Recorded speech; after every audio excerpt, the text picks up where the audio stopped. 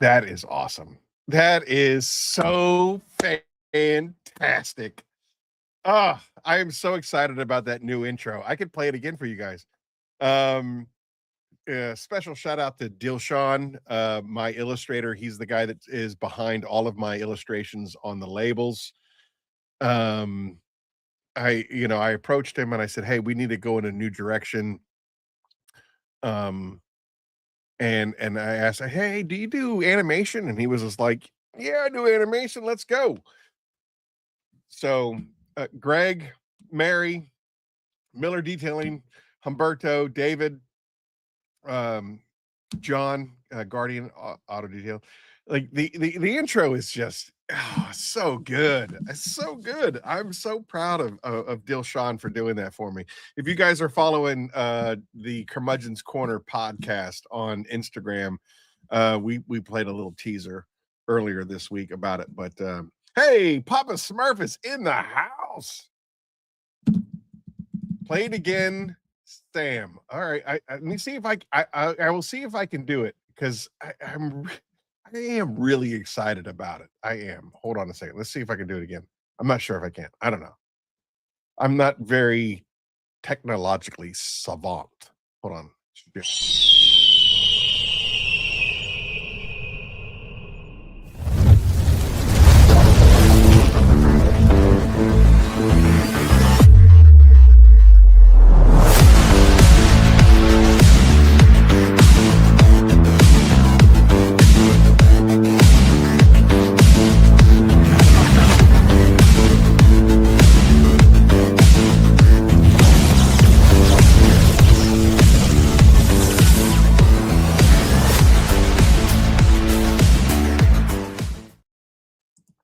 All right. So I mean, so there it is. All right. So for those of you that just need a quick catch up to speed, I have a new producer for the show.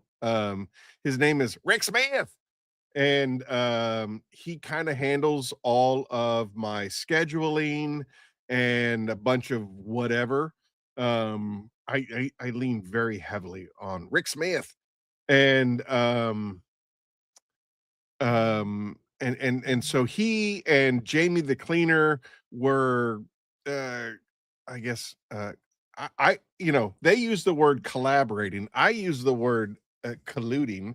They were colluding, and basically they said they needed that the Curmudgeon's Corner kind of needed a facelift, and so we settled on the Corner Hangout because apparently being grumpy is not acceptable to the entire world. But anyway, I love it. I absolutely love it. Dilshan kicked this one out of the park. He did a great job. So anyway, fast forward, Curmudgeon's Corner 75. Wow. 75 episodes of Curmudgeon's Corner, or the Corner Hangout, if you will.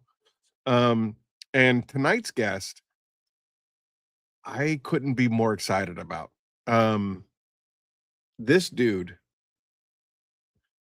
like everybody that knows him was just like, "Oh, you're gonna get along great with this guy. He's fantastic. He's awesome. He's cool. He's totally chill."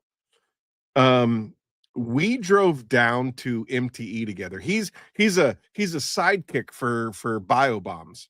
Um, one of the behind the scenes players, absolutely fantastic. And they're like, "Oh, you're gonna get along with him great."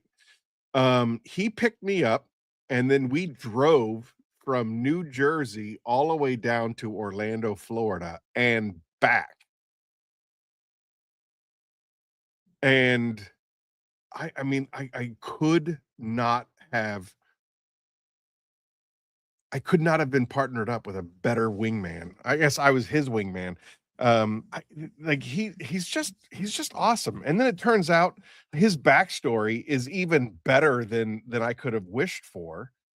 And so I was like, Jared, you please, I beg you, come on my show. And he was just like, I suppose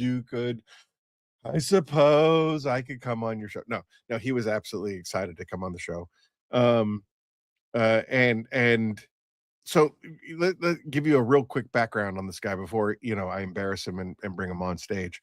Um, he's a chef, right? Or he was a chef, a professional chef on yachts, like super billion, million, trillion, gazillion dollar yachts. He was a chef, a private chef, which is why he got um sucked into BioBombs orbit. He does all the driving. He works overnights. He's a trauma nurse now. He's a trauma nurse, um, which makes him ideal for driving these stupid long drives from Pennsylvania / New Jersey to Orlando, Florida. I think Jared, correct me if I'm wrong, but I think it took like 14 hours to get there. Um, I see your lips moving, but I can't hear what you're saying. Anyway, so I think it's like 14 hours from New Jersey to Orlando. Um, he works as a trauma nurse, which like dovetails right into my EMS first responder background. The Gallows humor was there. He and I became immediate great friends. Immediately, we weren't even at the Delaware border before he and I were like, did we grow up together?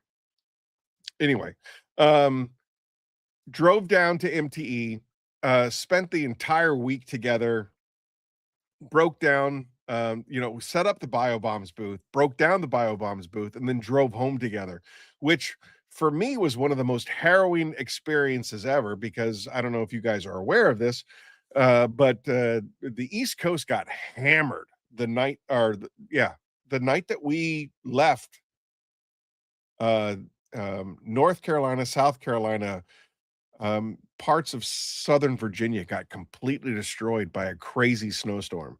And this dude, this trauma nurse, didn't bat an eye. He was just like straight ahead forward, you know,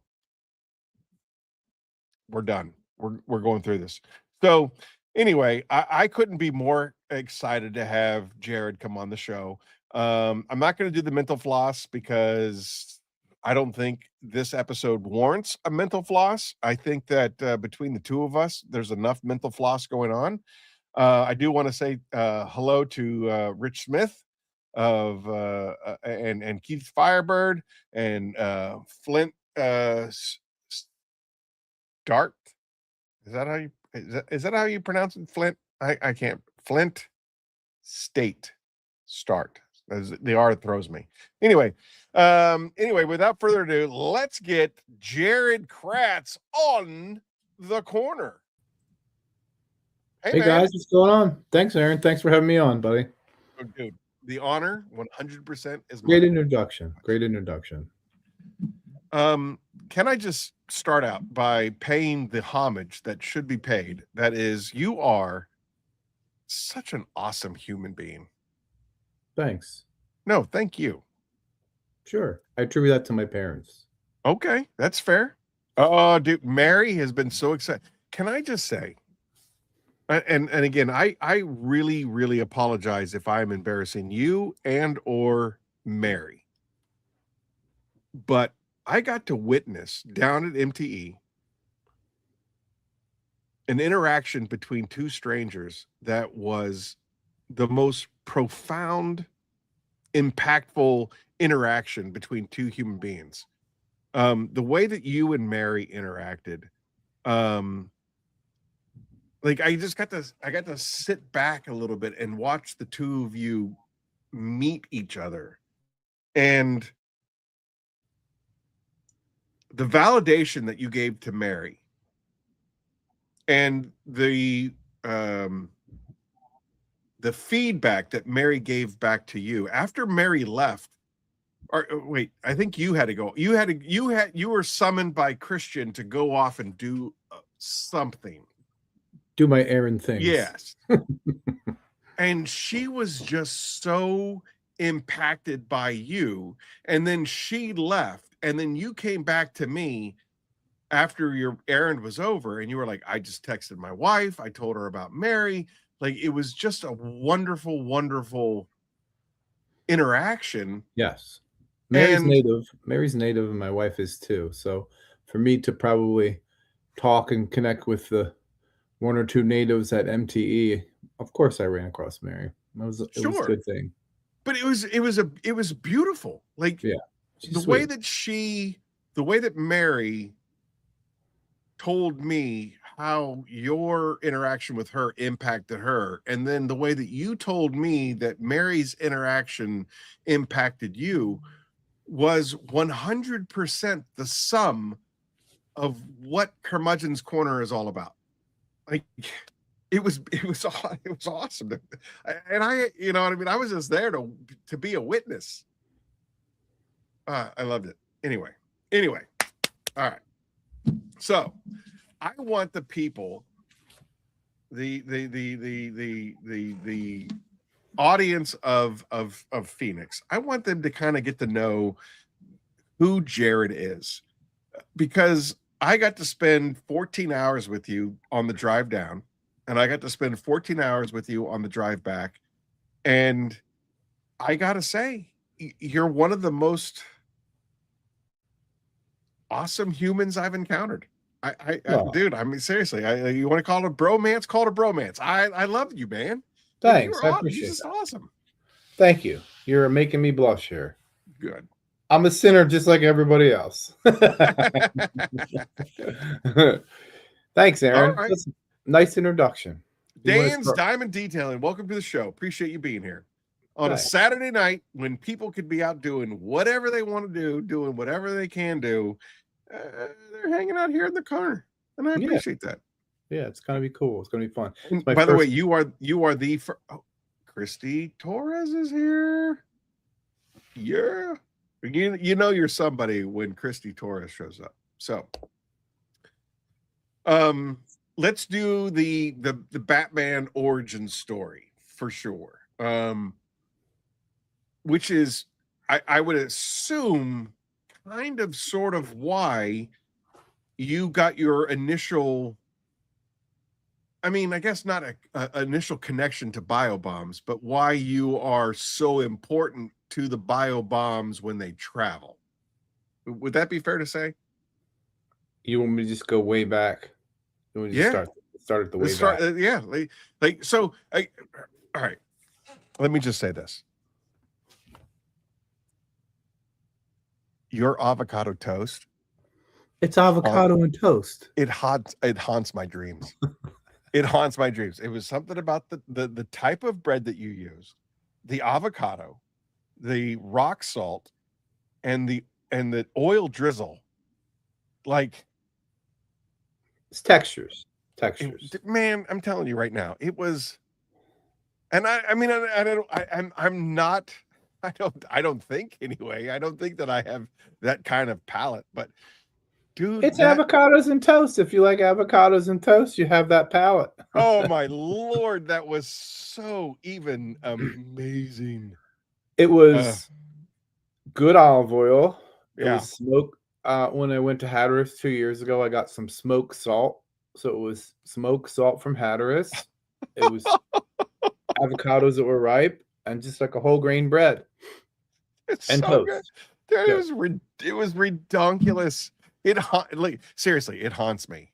It haunts me. I went to Lubbock, Texas with my brother to do archery. My brother is on the archery circuit. And we went to Lubbock, Texas. And if you've ever been to Lubbock, Texas, it's a god awful place to be. There's an actual song called "Happiness is Lubbock, Texas" in the rearview mirror. Is because there's nothing in Lubbock, Texas, except barbecue. I had barbecue that was so good in Lubbock, Texas, that I said, I'm never going to try to make ribs ever again in my life, because it will never even come close to the ribs that I had in Lubbock, Texas. I feel the same way about your stupid avocado toast. It was so damn good. That's funny. I mean, that's not to mention all the other meals that you prepared for us. You made a breakfast every morning, you made dinner every night, and you packed us a lunch every day. But that avocado toast, God, There's something to be said about someone else cooking your food. That avocado toast was good. Was that you bleeping yourself out? It was. It was me. I muted myself for that. Yeah. Yeah, there's something to be said about someone else cooking your food. It's always better when someone else cooks it or prepares it. Yeah. So all right. So let's talk about that. How did you get involved in the culinary world, and then how did you make money in the Well, culinary world? Graduated high school, started going to community college, got a little lost doing that, but I was going for nursing back in 1993, but we really wanted to travel. And my friend, so I kind of fizzled out there in the first semester or two. And subsequently, my friend got me a job at Villanova University. Villanova, Villanova fun. Philadelphia. And I was working in the copy center, and it was when the internet was booming, and I was networking computers together and working the copy centers and setting up secure servers for people to send like their tests and things over so I could make copies and distribute them around the college. Subsequently, there was a tiny little Italian prepared foods to go shop in Garrett Hill, Pennsylvania called Antonella's Italian Kitchen.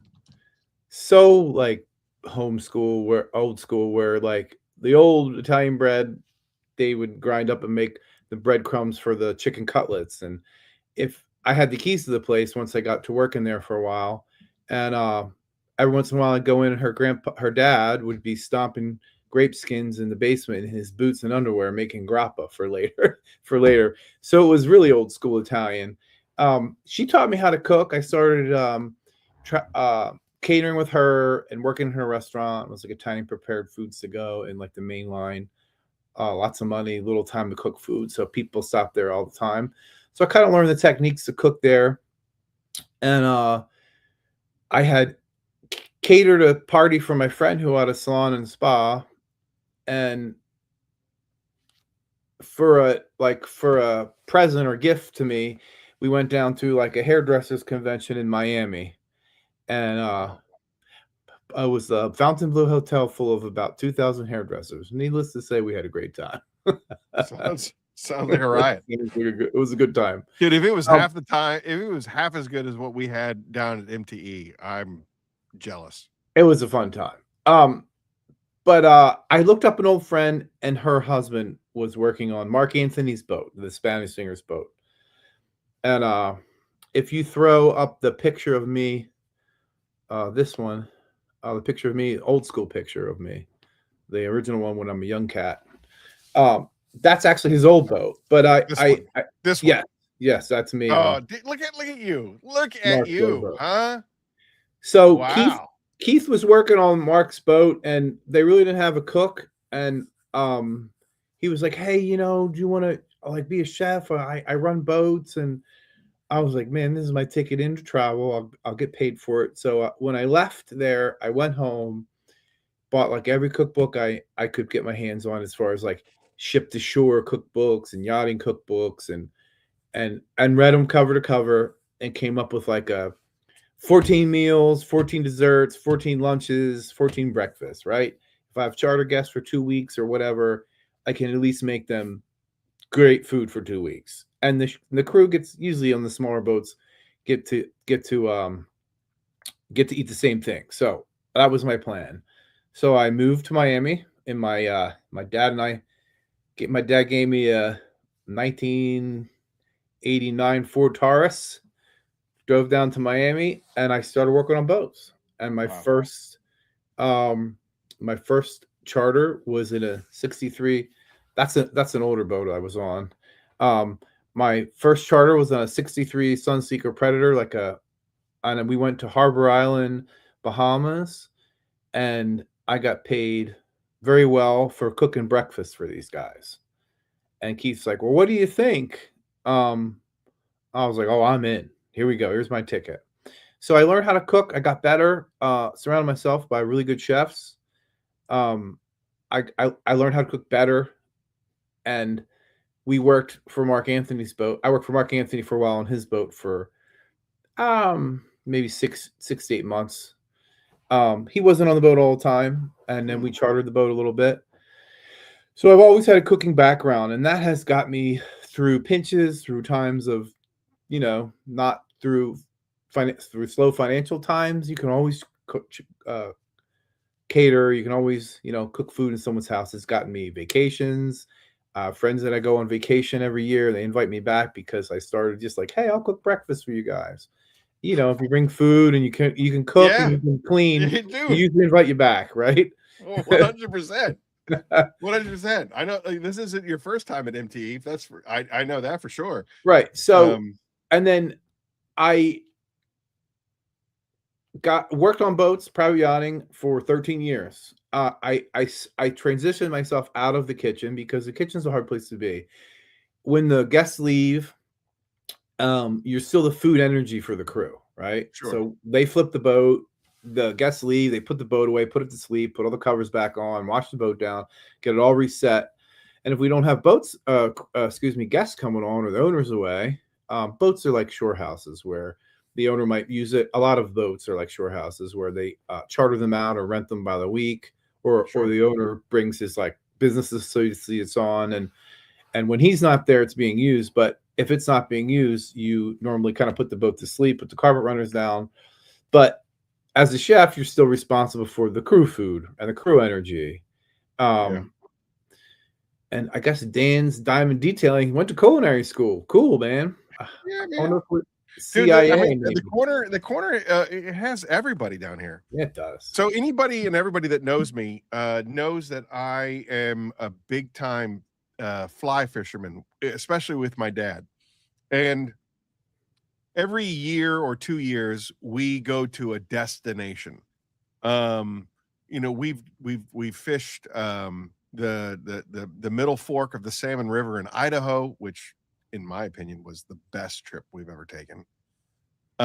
We've done fly fishing retreats in West Virginia, Montana. Um, this past year we did um, the Riverwind Canyon in Wyoming. Oh wow. But when we do these trips, they're extremely remote. I mean, they're extremely remote.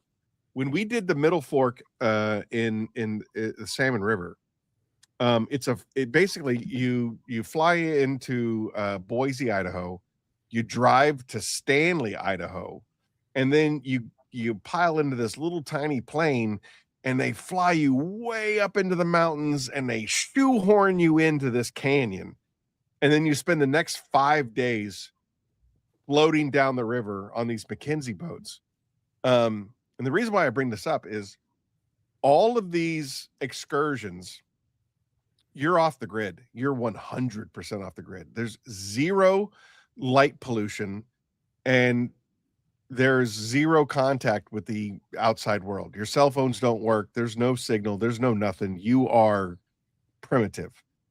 And every day they have camp cooks that will cook dinner, they will pack you a lunch, and they will cook you dinner. And it's been some of the best meals that I've ever had. And I guess so my question to you is, when you have to plan something like it's a little different that when you and I went to MTE because we were able to go to, Kroger's, Publix. every day and pick up fresh ingredients and do Right. whatever, and then you were able to plan exactly what you wanted to do. But when you are on a boat for, say, a week or 2 weeks or whatever it is at a time, how do you plan ahead like that and say, "This is what we're gonna do this day, this day, this day, this day, this day," and then pull it off as absolutely delicious and fantastic as you do? Well, like I always say, the best food being cooked in the Caribbean is on boats. So it's detail. It's like you would cook like your provision. You go to the same places that have provisioning. There's the whole industry is set up to get the rich to buy the boat. Once the boat is bought, the dockage, the fuel bunkering, the futures and fuel, everything supports that boat. You can get food flown to you anywhere in the world. Yeah. They rent refrigerator spaces on aircraft. Like if you're in St. Martin, you can get food every day. When we were in Idaho, I think on day 3, they actually flew in a food drop. Right. And that's how it is on yachting, because let's face it, like the people that can afford boats are total luxury. So if they're affording big boats, then they have the money and the luxury of getting what they want and when they want it. So that's a help, obviously. But then, on some smaller boats I worked on, you would hopefully you would catch some fish. A lot of times people come on the boat like, don't buy any food, we're going to catch our fish. Well, you damn well sure you're going to get skunked all week if that's your and I would never let that happen. And I also I never had to use it, but I also kept $2,000 in cash in the cabinet. If I Right. ever said like, all right, if I like skunk dinner or mess up dinner, I'm like, all right, let's go out. Food's on the chef tonight, kind of thing. So I Wow. always had a plan to, like, if I really messed up dinner or wasn't going my way or we got stuck or whatever, I always had a plan to put it on my shoulders and still get a good dinner. So a lot of time and preparation. I mean, the hardest thing when you're doing that is, you go to Publix or Costco or whatever and get your 10 carts of food, but loading it on the boat that day of loading it and storing it is dreadful. Really? It's just, yeah. I mean, under every seat, under everything is packed. We had deep freezers in the back. There's multiple refrigerators on boats, but as you go through it, you just constantly rifling through the stuff. But good planning and preparation always helps it out. And there's Yeah, tricks I to mean, it. are you writing down like an itinerary? Like this is what Oh we're yeah, gonna do Monday, Tuesday, Wednesday, Thursday. absolutely. Down to like I would do the dishes I wanted to make and then separate out everything that goes in the dishes. And then some dishes you would cook ahead because you would chop the onions and peppers, and the next day, you would have those chopped, kind of thing. Or you could have leftover, and if you had leftover like tuna from like seared tuna, then you could have like a tuna little thing appetizer the next day. Okay. I would plan it down to everything, absolutely everything. Oh wow. And then And how long would these excursions be? Like how long? Like how mostly a far week out at a would you time. have to plan? Oh, mostly a week. Just A a week.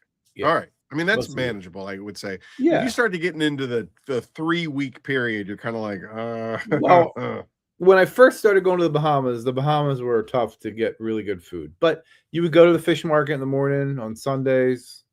Bahamas was always a challenge, but you can get through with it. You can get through. And like you can buy your hard vegetables and cabbage and things that last longer, and do yeah. fish tacos like towards the 5th or 7th or 8th day, or something for lunch where you could catch fresh fish and have like the cabbage slaw, to where you could do that. I'll just remind me of a funny story I'll tell in a second.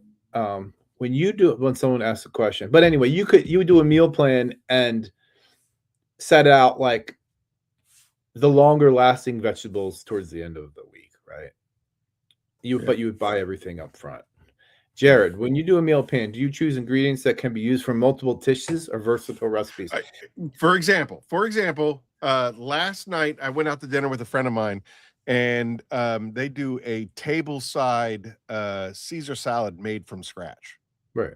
I mean, made from scratch. It's awesome. It's like one of the few steakhouses in the nation that still does tableside made from scratch. I mean, anchovies and ground mustard and garlic and Egg yolk, Worcestershire sauce. Worcestershire, yeah, Yeah, Parmesan, pepper. yeah, just the egg yolk, not the egg white. It's incredible. Anyway, but when I saw the croutons, I saw that the croutons were made from the bread that was on the table, right? So you could see, Right. like, if it was like, so we buy our bread for today, and then tomorrow we're just going to cut that up, season it, and toast it, and then therefore it's going to become the croutons.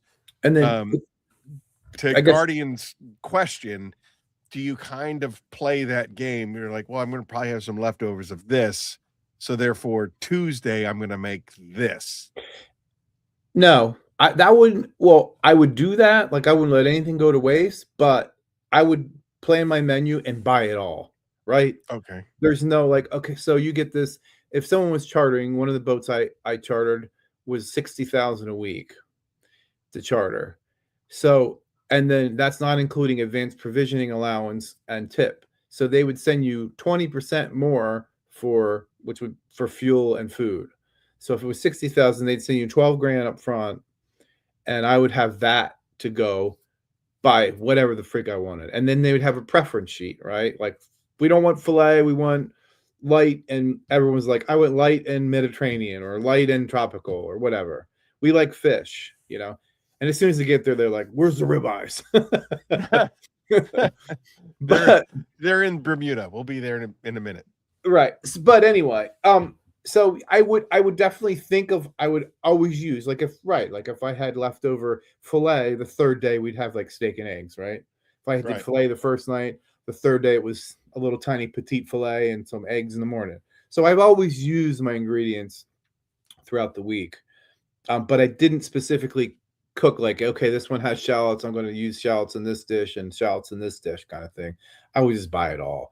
And when first on the one of the captains, Captain Keith, who was kind of my mentor, he if there's ever a question and you're in the store, should I get it or not? Buy 2, buy 4.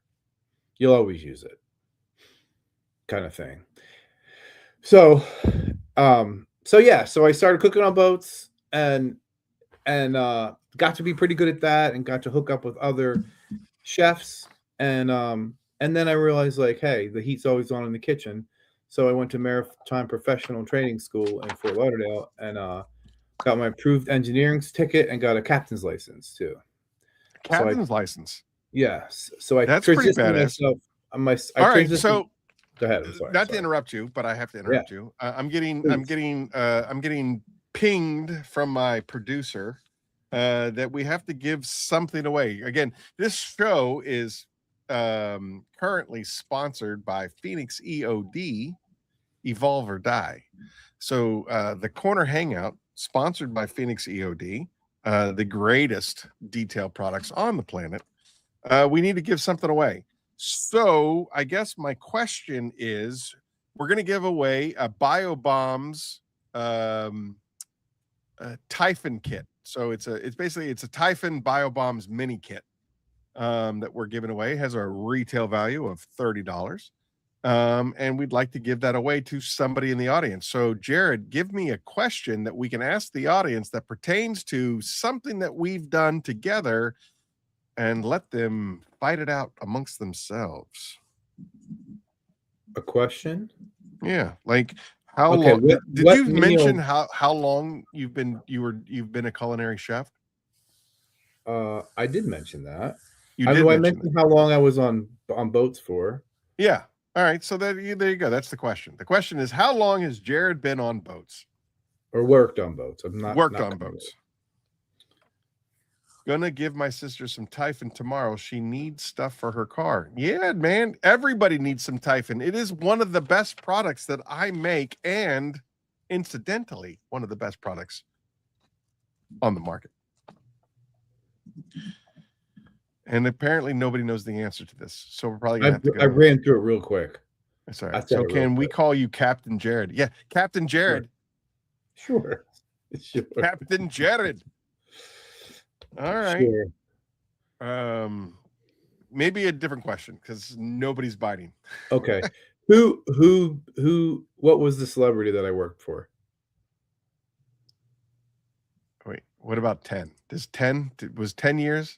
15 years. 10 years, 15 years. Oh, no. Either one of them? 67 years, because clearly you're 67 years old.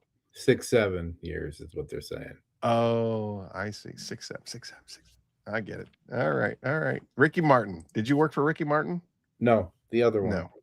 No. Mark Anthony. Did you work for Mark Anthony? Guardian Audio Detail. All right. John Weber, you win a BioBombs mini. John Weber. Got it. All right. You're done, buddy. All right. Are you happy, Rick Smith? And by the way, I must say, he was a great guy. Super nice guy. As long as I had Newports and Heineken on the boat, we were set. All right, Mark Anthony.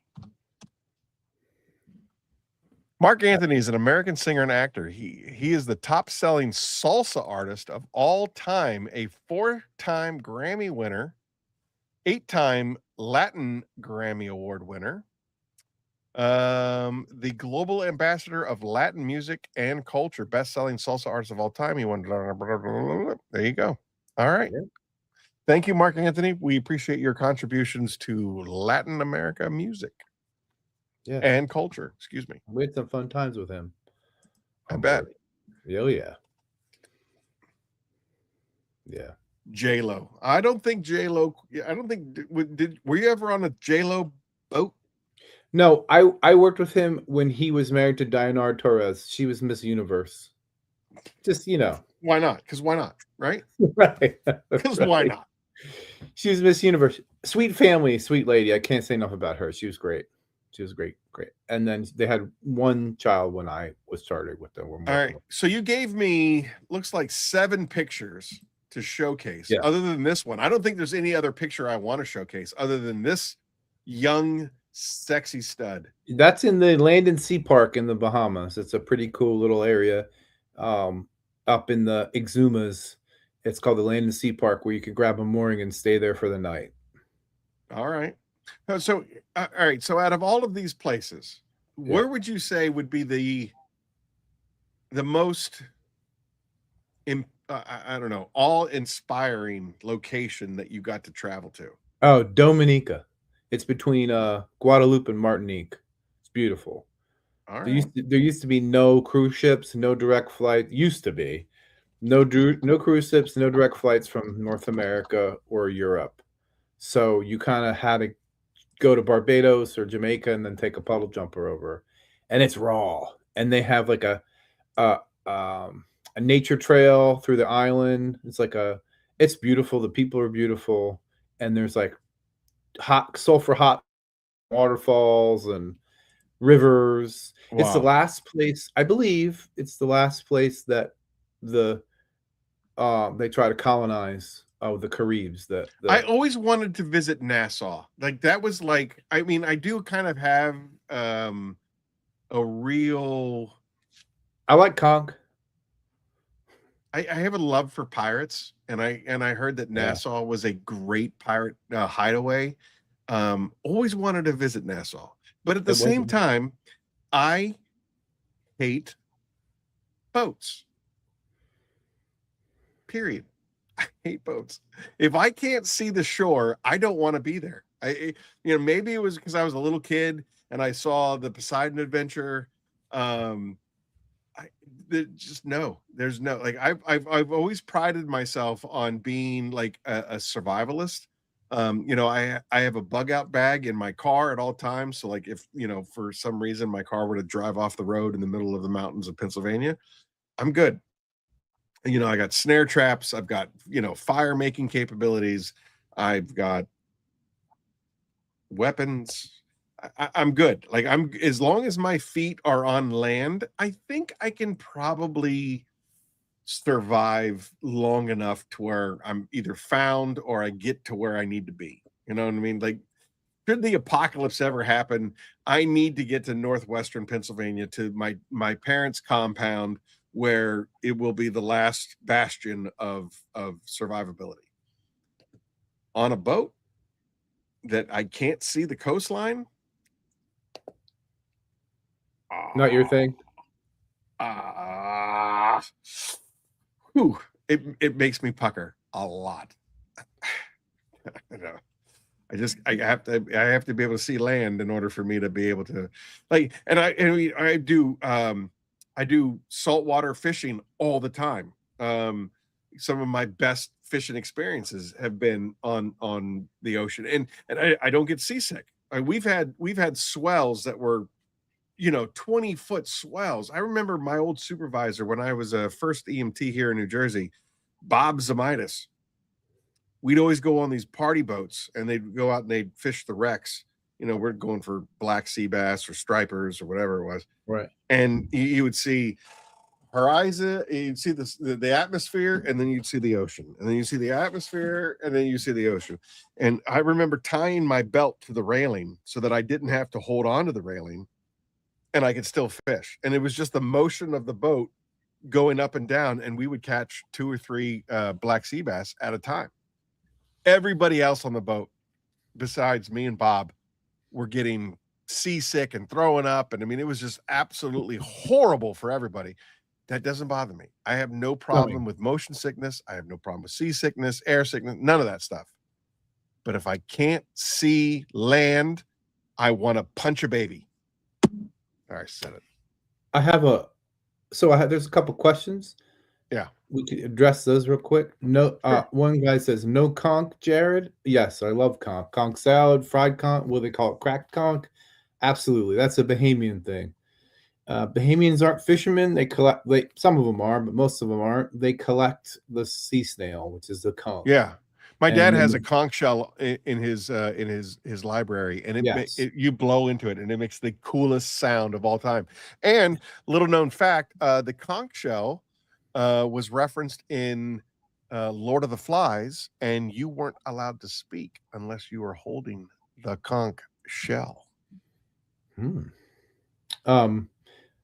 then another one, have you had any issues with clients not divulging food allergies? No, thank goodness. Or cross-contamination of food. I've never had any problems with food allergies. People are pretty Your avocado toast made me sick because I can't have it anymore. That's funny. Going through avocado toast withdrawal. Smoked salt. I didn't even know that, dude. It was like I bring like a little plethora of. I brought half my kitchen to MCE, but we eat a lot of conch in Puerto Rico too. All right, I didn't realize that. I used to dock in Fajardo every Christmas for a couple months for like 4 or 5 years, so I'm familiar with Puerto Rico. I like Puerto Rico too. Love Puerto Rico actually. Puerto Rico. Yeah, so I got to do a lot of things, and then I work with Mark Anthony. That was a great time.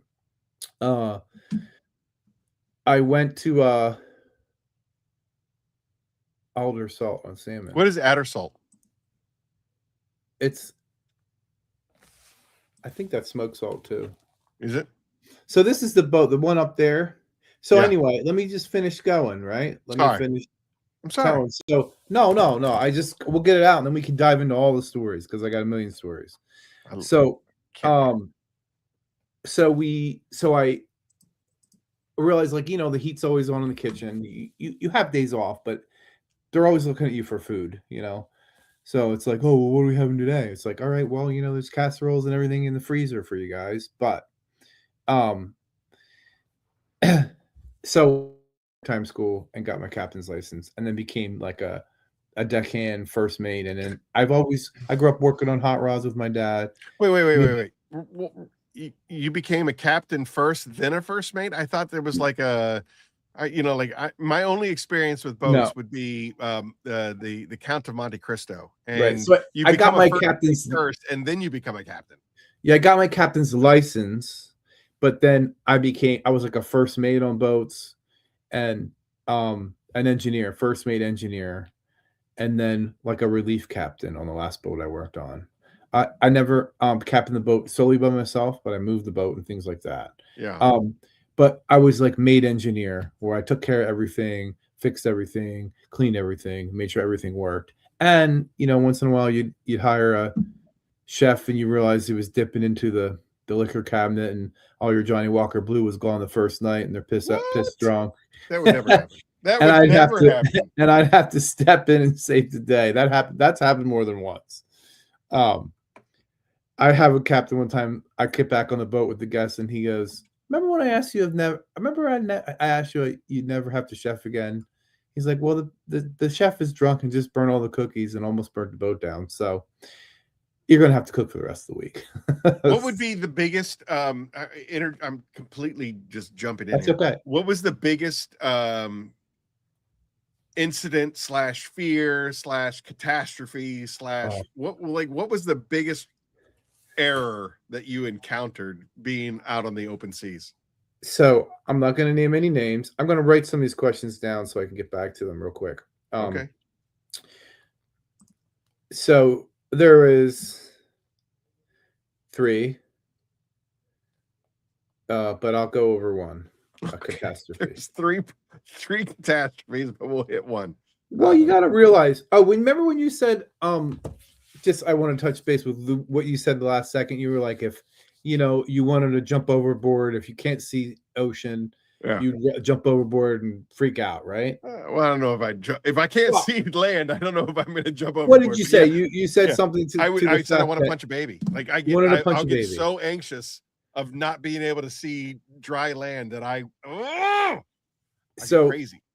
So little to people don't know this. A little esoteric knowledge is on every super yacht or boat, there is a reverse lock door that locks from the outside, whether it's secretly or obvious. That's where you put someone if they're freaking out, because people kind of lose their mind a little bit when they're seasick and can't see the ocean. And the term "we're all in the same boat" means a whole lot when you're 100 miles offshore. So in most boats, actually all boats, there's a lot. There's a, what would they call? I forget what they call it. Where you lock the brig. Let's call it the brig. Lock someone in a room and they can't get out until you're like, all right, you good? Like even in our boats, like in one of the staterooms, it locked from the outside. So, and it locked from the inside, but we had an overriding lock to where you could lock someone in the room and they could not get out. Okay. And for that reason. But anyway, I just wanted to circle back on that. I appreciate that, because I would be in that room. You would, I was gonna say, we'd slide the food under the door, your avocado under. There's so I mean, I've thought about this a lot, and over the course of the last 30 years, I've thought about this a lot. There is, I love trains. Trains, I think, are my grandfather. He was a yard master. I just grew up with this love of trains, probably because of him. There is a train ride in Alaska that you can only get to this town via a cruise. I think it leaves like Seattle and goes up into Alaska, and it drops you off. And then you get on this. What's that? It might be Ketchikan. I don't know, but it basically gives you. It takes you on a tour of the Yukon Gold Rush. So it's an overnight experience. It's got a dining car and an overnight car and all of that stuff. And it takes you up through the mountains of the Yukon Gold Rush. And then the next day you return to the town. And the only way that you can get to this town is via a cruise. And I told my family and, my wife, I said, because my wife loves cruises. In her old life, apparently she went on a whole bunch of them. And to me, I'm like, nope. Call up one of your girlfriends and you can go with her on a cruise, because I can't do it. I said this would be the one cruise that I would go on if you take me to Alaska and we get to go on this train ride. I'll do it. Other than that, you're gonna have to lock me in that room. I'll play on my phone. With the Johnny Walker Blue, right? With the Johnny Walker Blue. I won't know that I'm on the ocean. But again, that takes me to the next line of questioning. I doom scroll. Usually I'll wake up at 3:00 in the morning and I will doom scroll Instagram or Facebook Reels or whatever. And for whatever stupid reason, my algorithm has a lot of boat stuff on it. I've seen, like The Deadliest Catch is another really big popular show. How do you, who's not really a seaman, deal with that level of pitching? Is that the word, pitching? Rocking of the boat. And I mean, I see guys going from one side of the cabin to the other side of the cabin and sliding and sleeping in hammocks and all of that stuff. Like how do you survive that? Well, I've only been that would be two of the three of those situations that I talked about. Because if you're on the boats that I worked on, we're not supposed to be out in that. Will the boats handle it? Sure. Will you feel like you're going to die? Yes, the boat will handle it. But it's just that everything. Hold on, I'm just writing some stuff down. It's just that everything inside the boat starts smashing to pieces. The crew gets sick. The everyone gets sick. So I'm not in the Bering Strait. Okay. There are boats and yachts made for that, expedition vessels where they reconstruct like old ocean going North Sea tugs and stuff and make these beautiful boats. And we can show pictures of that. I can show you pictures of boats and stuff about that. But I've only been in that situation 2 times where you're just like, oh shit.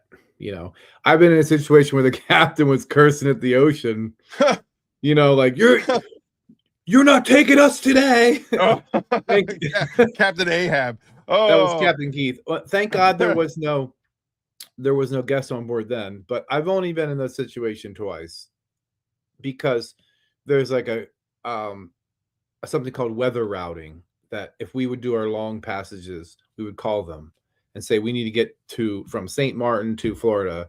When should we leave? This is the path we're taking. Like, when is there stops we should make? What's the weather looking like? And then we pay that service and they fax us all the everything and they tell us when to go and then we go. I was living in Gloucester, Massachusetts. I was living in Gloucester, Massachusetts when the perfect storm went down. And which, by the way, I absolutely hate that movie. And the reason why I hate that movie is because everybody died. So you have absolutely no idea what went on in that boat when the perfect storm hit and all 3 of those hurricanes collided on each other. It's a great movie and it's a great book, but unfortunately, the only people that can tell the story of what exactly went down on that boat during that time period are dead.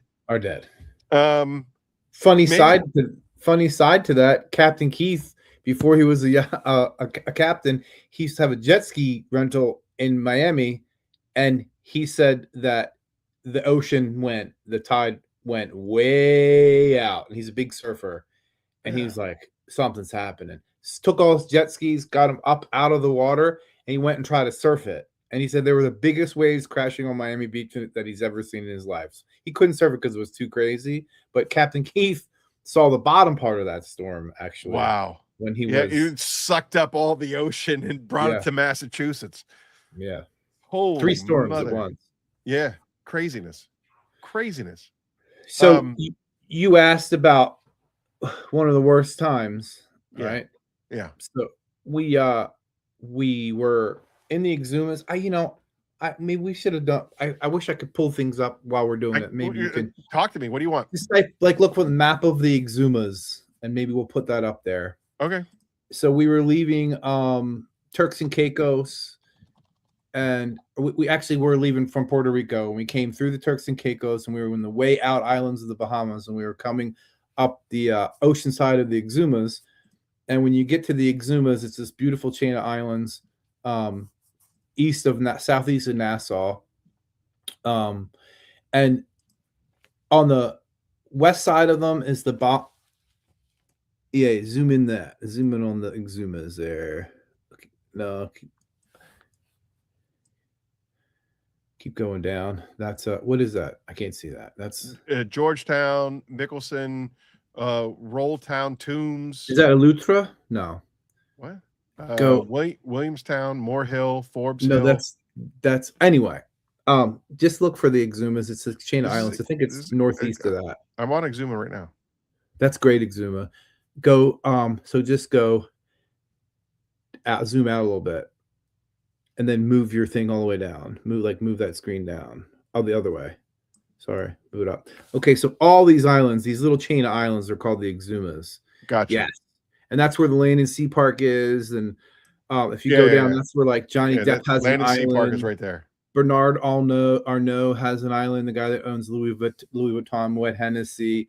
David Copperfield has an island. Like these are all, and actually that's where the movie Cocaine or Blow, where the Carlos Lederer grabs Johnny Yeah. Depp. That's there. Norman's Yeah. Cay is right there.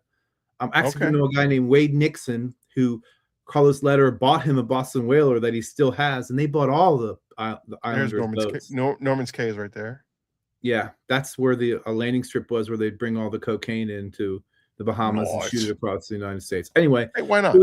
We were coming from Puerto Rico, and we were on a new boat out from the Turks. Yeah, so Puerto Rico, and then we went through the Turks and Caicos north, and then we were heading northwest, and we came across. So on the west side of the Exumas is the Great Bahama Bank, and on the east side is the open Atlantic.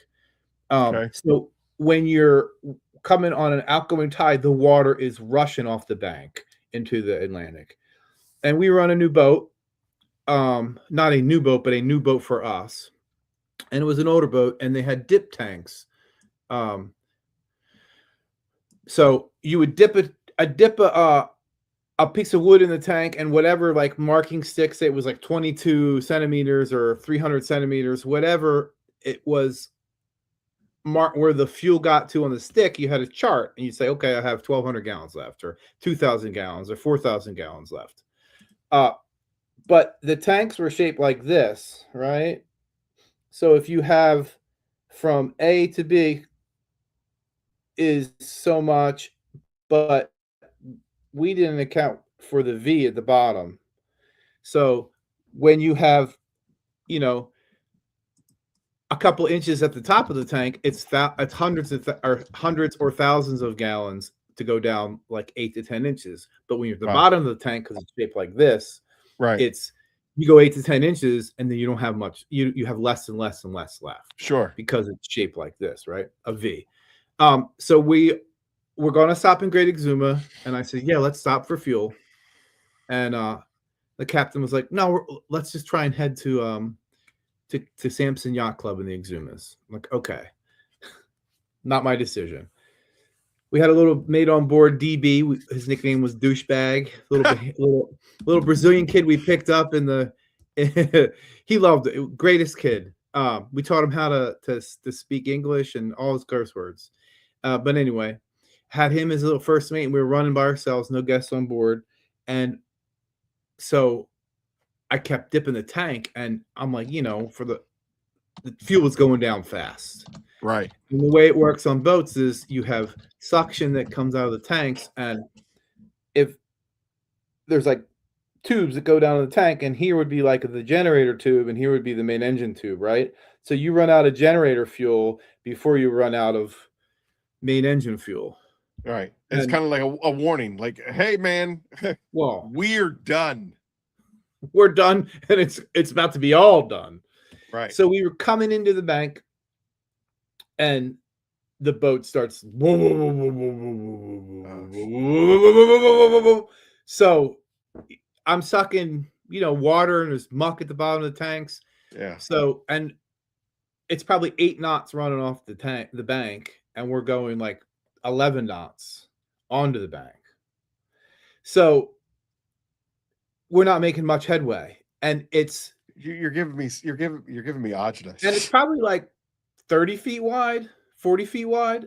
The deep valley, like the cut, they call it, the cut. We're cutting between Ks, and water's rushing off, and boom, all the lights go out. Well, the bow thruster is tied to the PTO, which is the takeoff on the generator. So bow thruster goes out and windlass goes out. Windlass is what hooks your anchor and lets your anchor down. But they have like a wildcat that stops it. All these nautical names, sorry. So no, I get fine. I get little DB on the bow with a sledgehammer, and I'm like, if we are hitting those rocks and we die, you got to smack the wildcat off and drop the anchor so we don't go on those rocks. And I mean, I could throw a baseball to him. I could almost, it was probably 15 feet to the left and 15 feet to the right. There's big coral heads, and we're on a 110-foot boat worth a couple $1 million, and the thing is choking down, and the captain's cursing at the ocean again. I'm in my head, I'm cursing at him. So I got DB on the bow, little douchebag buddy on the bow with his sledgehammer, ready to smack the anchor and a free fall, drop it, and then stop it so we don't get on the rocks. Generator goes out, so we can't use the windlass. So I got him on the bow, and that's when you start praying, right? All your faith comes back to you. So I'm like, oh God, please don't let this happen. I look in the ray cores, which are oil water separators, and they're filling up with water, which means I'm sucking water and fuel now. And it just kept chugging along. So we get up the back of the Exumas and go about 10 more miles, maybe 7 more miles, and we get to Samson K Yacht Club. And let's say here's the dock where I have the dock, right? And we get in. Okay, here's our boat. And we go, we're like chugging, right? And the captain, we lose power. So we have momentum. We're going real slow. And there's a little dinghy coming out here with like a rigid inflatable. And I just lean over the side of the boat. And I was like, excuse me, sir, can you push the front of our bow? We just lost our bow thruster. Can you push the front of our bow over with your boat? Just go ahead and push on the boat. So we're like this. He just pushes the bow over on the boat and we dock. And poof, everything shuts off. Main engines, we're done. And as soon as we tied up on the boat, yeah. Oh my God. As soon as we tie up to the dock, I'm like, we're going to the engine room. I went down there with the captain and was like, don't you dare ever put me in this position again. So we yelled and screamed and fought it out, not physically, but and then we had a lot of respect for each other when we did. But and actually coincidentally that boat was lost in a hurricane later when we worked on that boat. And that was another one of the times I was on the boat that I was scared. That boat was lost in a hurricane on the dock in Miami. But that was like a bad decision that was made, that we could have been in some deep trouble. And just seeing those lights go out and then knowing you don't have the windlass or the bow thruster, and we didn't have like a tender strong enough to tow the boat, but we got to the dock, and I don't know if it was for praying or what, but we got there. So that was one of the harrowing experiences that we had. Dude, my arms are tired from that story. I feel exhausted. I mean, there's a lot of other little things that went into it, but that's basically the gist of it. Yeah. Okay. And then I think we had crack conch that night at Samson K Yacht Club, actually. I'm glad you're here, Jared. There's cool places in the Exumas. There's like a little island that has only iguanas on it, and they're like their own breed of iguanas because they've been there for so long. There's the Land and Sea Park. There's it's beautiful down there. Staniel Cay, great Exuma. I got some questions here. Yeah, hit me. Some people. Someone asked, "Have I ever heard of or know how to make blood sausage?" No, I've never heard of. I've tried blood sausage and I had it and I've liked it. I have heard of it. I've never learned how to cook it and like coagulate it. I like making sausage though. Yeah. Do I have a fishing tackle box full of spices with high-end stuff? Yes.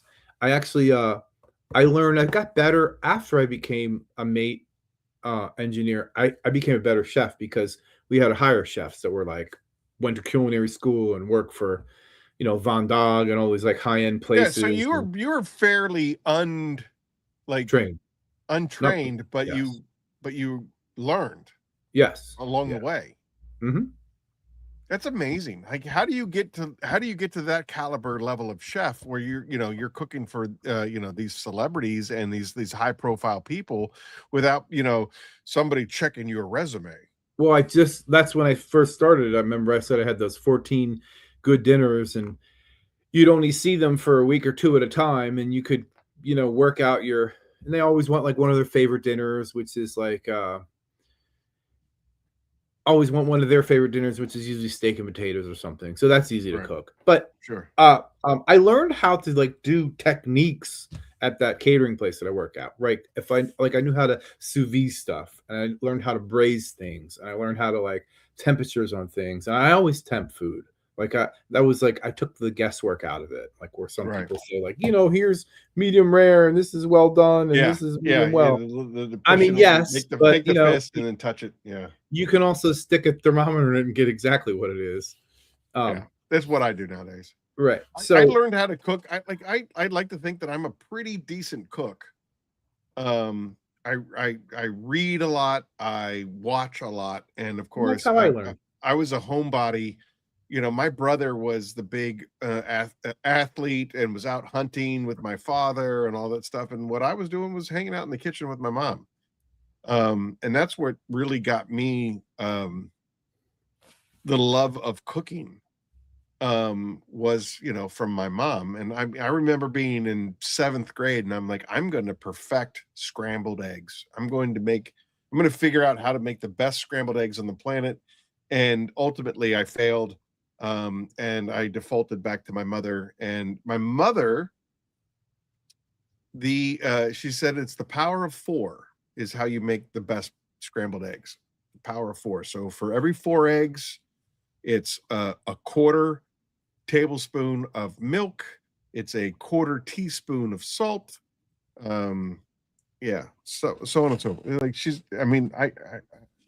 the world will be a darker place when my mom is gone because she makes the best scrambled eggs on the planet. But anyway, that's what got me started wanting to learn how to cook. And then after that, it became, I need to level up my game. If you look at my backyard, I've got 5 different grills.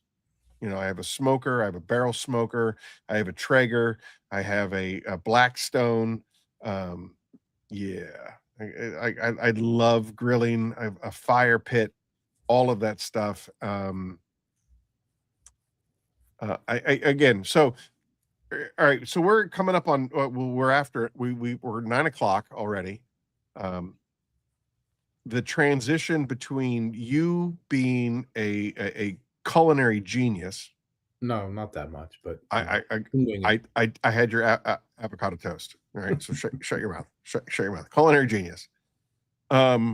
Where you and I really synced was the fact that you are now a trauma nurse. Yep. How does that I'd like to talk about how you transition from being a culinary genius to being a nurse, let alone a trauma nurse. So when I based myself when I was working on boats in Fort Lauderdale, and I remember when I first got out of high school, I said that I started nursing school, but kind of failed out of community college for that.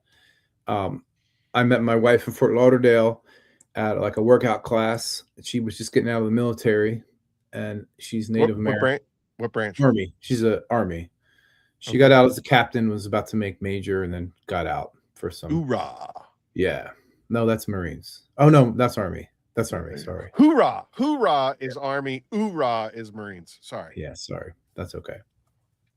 So I met her there. We moved to her. I want to get out of yachting because it's kind of like golden handcuffs. You get paid well, but they take you away from your family. Get paid really well. So it was time for us to make a change. So we moved to Mississippi, where her native reservation is. We moved. You're originally from Philadelphia, Pennsylvania. All right, yeah. So you're originally from Philadelphia. You met her in Florida, and now you're going to Mississippi. Philadelphia, Mississippi, by the way. Wow. Where Emmett Till was killed. Mississippi burning, that town. Hey, do you want to hear a fun story? Sure. True. Mississippi burning is a true story. Yeah. My father, a Marine, a pilot in the Marine Corps, he was stationed at Beaufort, Mississippi.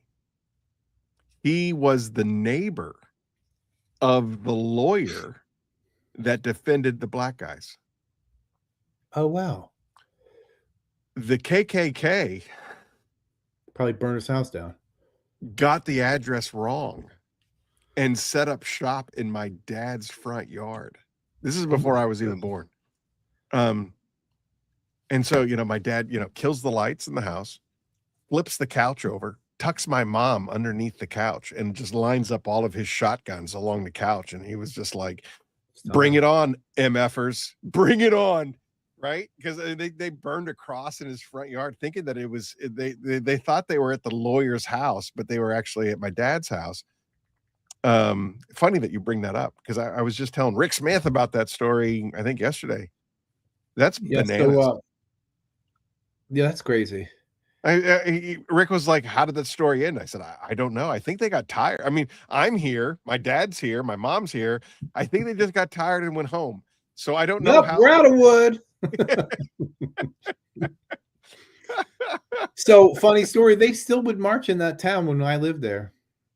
In my mother-in-law's church, they would burn it down on a Saturday in the 60s and go to church on the Sunday.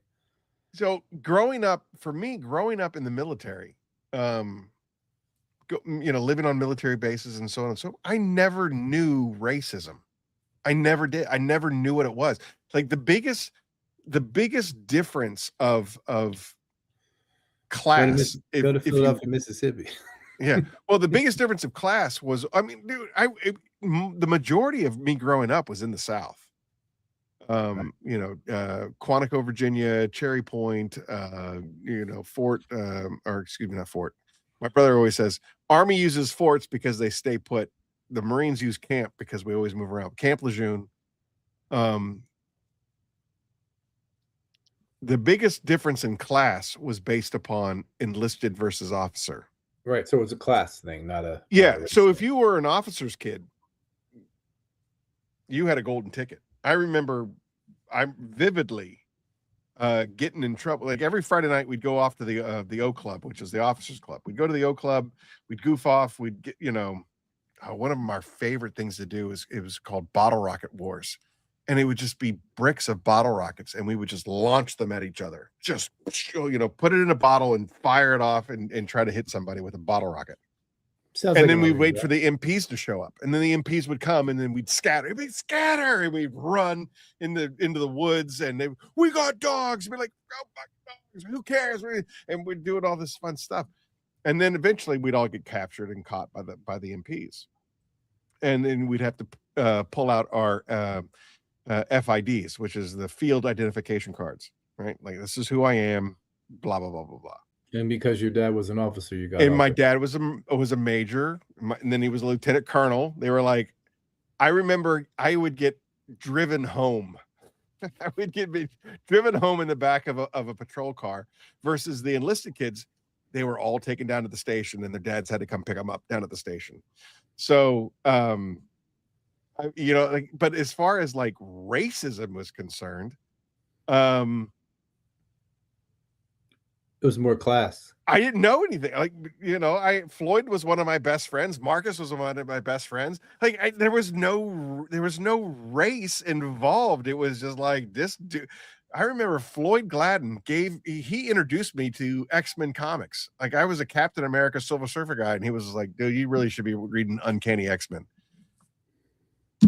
I remember my parents having a conversation. I had now maybe, you know what? Maybe I was exposed to racism. I don't know.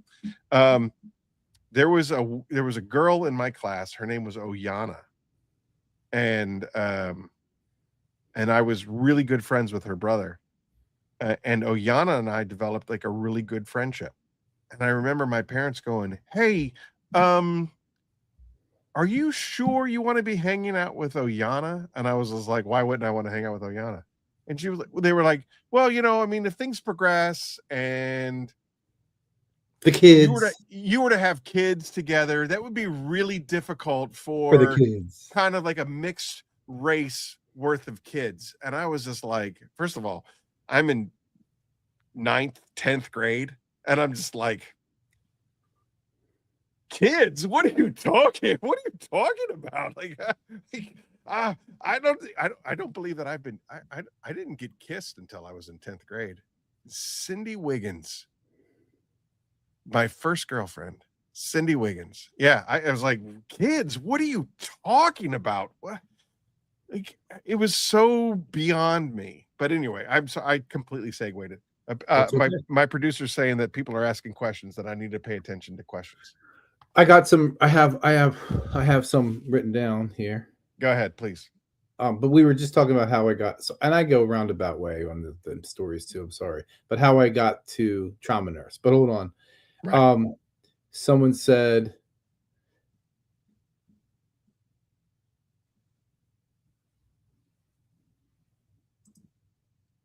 oh, they had dinner. Oh, what kind of hot rods did I build with my dad? God, I can upload a picture of one. Actually, it might be easier just to show it on camera here. But my dad, we were a Mopar family. So actually our first hot rod was, we traded my brother's truck, was an old not a Nova, it was a Vega with a 350 with nitrous, and it was a family hot rod, primer black. That thing was scary as shit. But that's how I kind of learned how to wrench when I was younger. And then my dad got into Mopars. He had a 64 Sport Fury growing up, with a 413 max wedge in it, about 700 horsepower. And then he had a 62. I helped him build up a 62 or 63 440, and I have that car now. I made some changes to it. I'm looking for a picture. And then I'm working on a 62 Dark with a 392 Hemi in it, from 1956 with Hillborn stacks. Here's my hot rod. Can you see that? Yeah. Nice. It's got a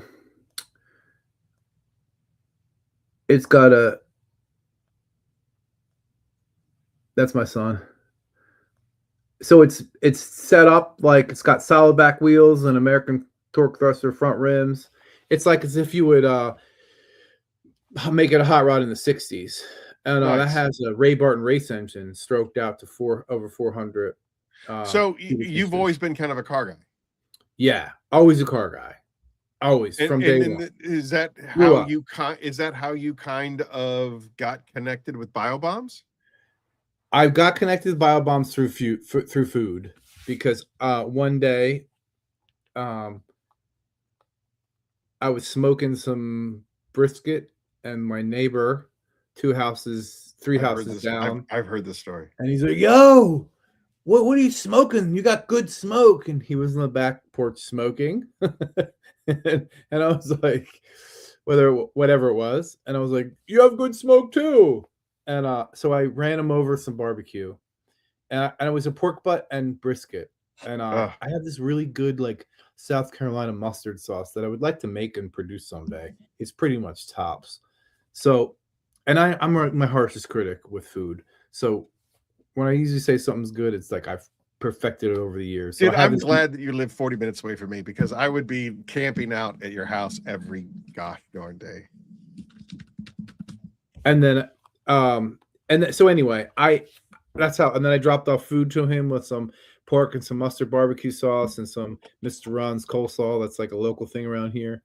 And he was like, "Holy crap." So we just got to talking and hanging out. And that was like 4 or 5 years ago. And he lives 2 houses down. So we became good friends. And I've seen his business grow from, selling to dealerships to selling to, all over the country. The world. Right. You know what I mean? Like we got him going into Australia now. I know that he's been dealing with other nations. BioBombs is becoming a household name, and I absolutely love it. And I'm so grateful to Christian for collaborating with me with the Typhon mini bombs. And I always call him my big little brother, because he's been in business about 7/8 years, and we're about to approach our 5th year. And I call him maybe not weekly, but maybe weekly. I call him weekly and ask him, his opinion, and I kind of use BioBombs as the blueprint of the business model that I should be following. Got it. Yeah. So and then he asked me like help. I always was like, he's like, "Hey, try this scent," or "Do you like this scent?" kind of thing. I go visit him, and then he needed some help with production ramped up. He's had some growing pains. So and luckily I was like transitioning out of one place, and he blessed me with an avenue to do some production for him. So I have been helping with the production and just helping the warehouse stuff. and helping him grow his business. And yeah, I'm very grateful for Christian too. Yeah, for sure. I mean, he's a I'm real. so happy for him and that BioBombs is doing right. Good. Oh, I got one here. Captain Jared, most underrated spice, cardamom, fenugreek, star anise, star anise. You can mix it with cherries and soy sauce and make like sleeper like braised ribs, or braised beef ribs, or you can go Asian on it. You can throw it in, like gravies. Star anise would be my most underrated spice that I What is use. Star anise, star anise. star anise? Yeah, sure. Yeah. Um, I think it's pretty versatile and underrated. Cardamom, one of my favorite cuisines is Indian food, and I would love to like go into an Indian restaurant and cook for a couple weeks because I'm okay at it, but man, there's so much to learn about that. That's like Can I? it's funny to think. Can I? Can I? Yeah. I'm a foodie. I love food. I love being adventurous with my food. There But isn't you don't ever like a Indian time food. that I said, no, I don't think I'm going to eat that just because. Um, and now again, it might be because of the place, but I tried Indian food and I did not like it. And it was a curry thing. And I've learned that curry is such a very broad spectrum of a Oh, term. right. Curry, there's like 9,000 different kinds of curries. It's like olives and grease. Every town has a different one. Right. And Yeah. so I'm open to trying it again. But as of right now, I can just say that, like, from my exposure to Indian food, it's a pass for me, which is hard for me to say because I love trying everything. I want to try everything. I think that if you have a pedestrian palate and you're just like, I just like chicken tenders and cheeseburgers, you're doing yourself a disfavor, a I agree. disservice. I agree. And then, so those are my hot rods. Just that was a question, and another question was, oh, I gotta try that mustard sauce. Yeah, man. I'll give What you the is recipe. fenugreek? What is fenugreek? Fenugreek, it's a Okay. spice used in like Middle Eastern, Indian, Pakistani, Syrian cuisine, uh, Bangladesh, all that area, Sri Okay. Lanka. Fenugreek. I don't use much of that. I use that sometimes but I would say star anise is one of the most underrated. Not all Indian restaurants are equal, Yeah. and find one that's very yes. No, I You like spice. I love spice actually. I mean, spice for me is yes. how I rate the Indian restaurants, if you go in and there are white folks there, stay away. If you go in and there's mostly all Indians there, yeah, that's when you go It's the in. same. That's how I do Chinese food. It's how I do Yeah. Chinese restaurants too. It's just like Yeah. if the Chinese are coming here, Yep. okay. There's a Japanese restaurant down in Delaware, Wilmington, Delaware. Um, they have an upstairs that is pretty much exclusive to just Japanese patrons. When my brother visits, we go there every time he visits because if the Japanese have their own special room for this place, they are serving the greatest sushi and Japanese dishes of all time. Hey, here's a fun fact that I didn't know. There's a curtain, like a little tiny curtain, um, as soon as you walk in, and you have to duck down underneath it. And the reason for that is it is a symbol of respect to Makes the you bow. restaurant if you bow when you come in. So basically the little curtain forces you to bow before you can come in the restaurant. I love that. I love that. I would do Me that too. without the curtain now that I know that that's a thing, but Me too. it's a thing. And that fishing tackle box of spices, yeah, I do. I have like different flavored salts. I use Espelette pepper. I use like fennel pollen, all kinds of funky stuff. But I stick to like the best ingredients I can find when I'm cooking those high end things, you know.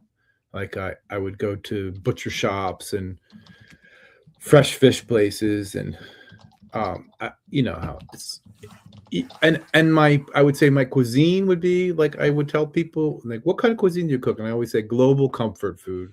Like I can cook what your mom makes, but way better probably. Probably.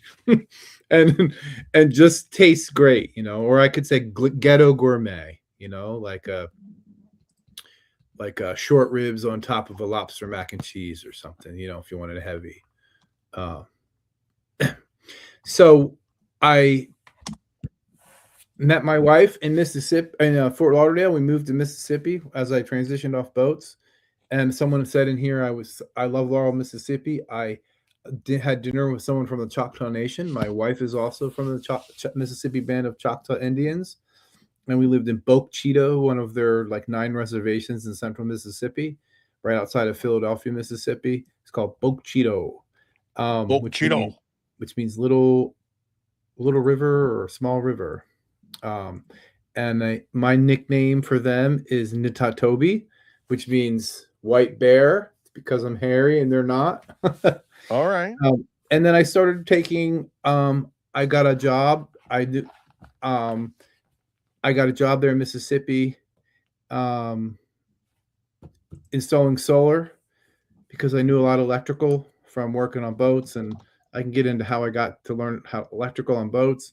But I was pretty good at electrical, so I sat in Mississippi. You can sit and get your like electrical license. I sat and got that. Got a job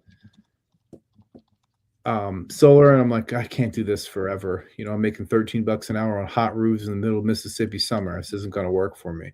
So I started going back to school for nursing, and I went to Meridian, Mississippi, community college. Got done, and at the time, my wife was building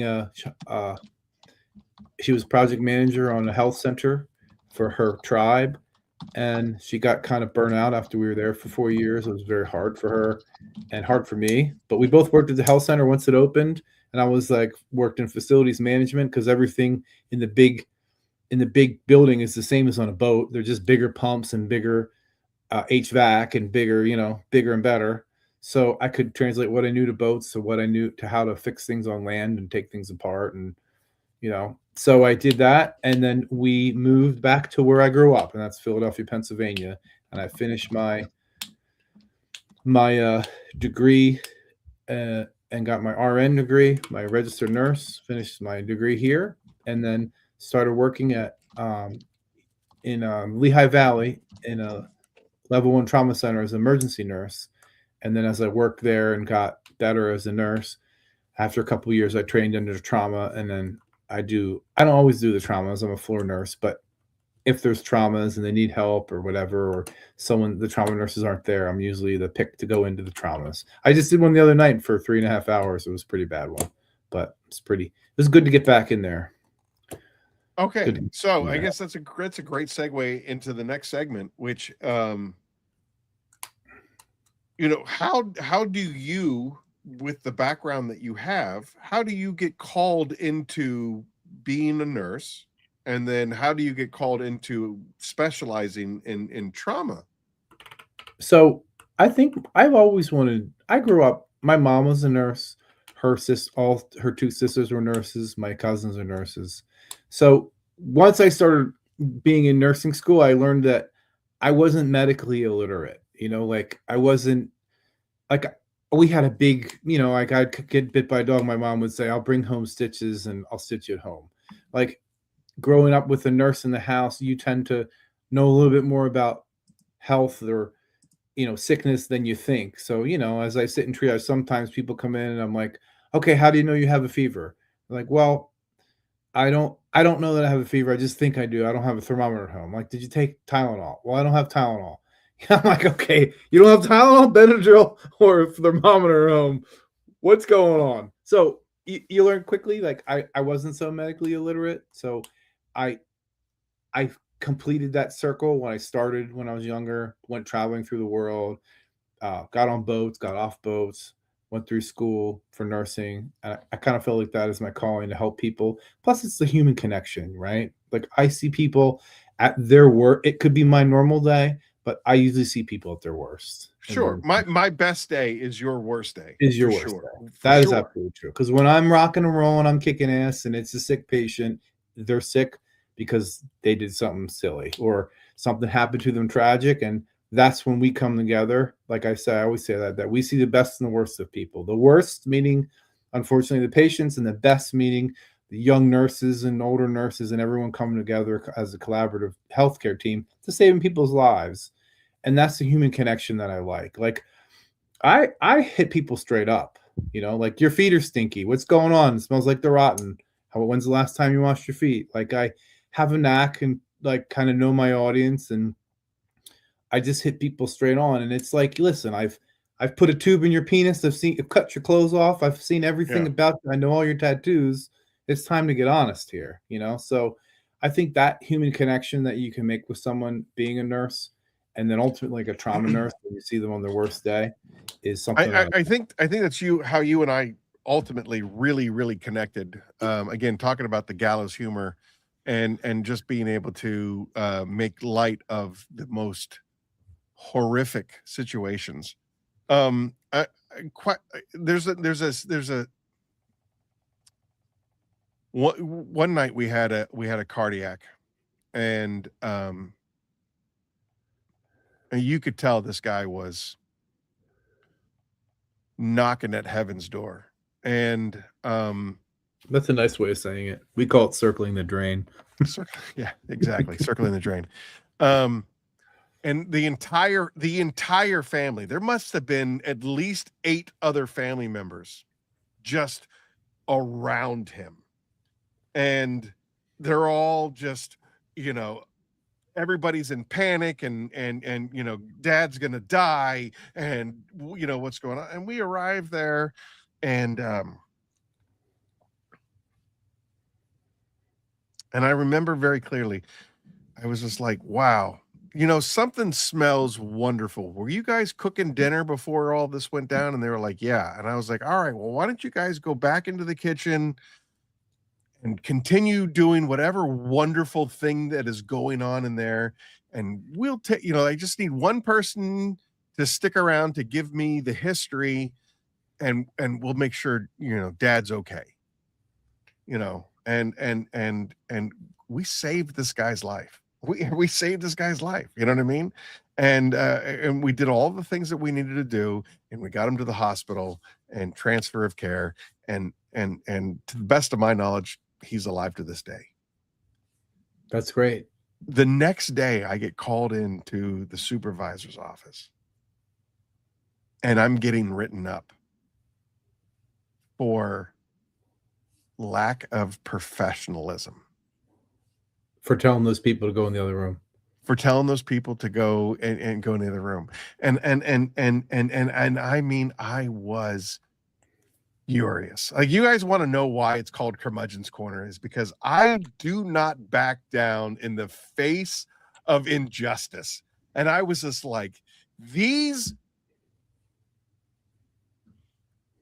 were stressing this guy out so much. They were contributing to his chest pain, and I needed to get the room clear so that I could do my job.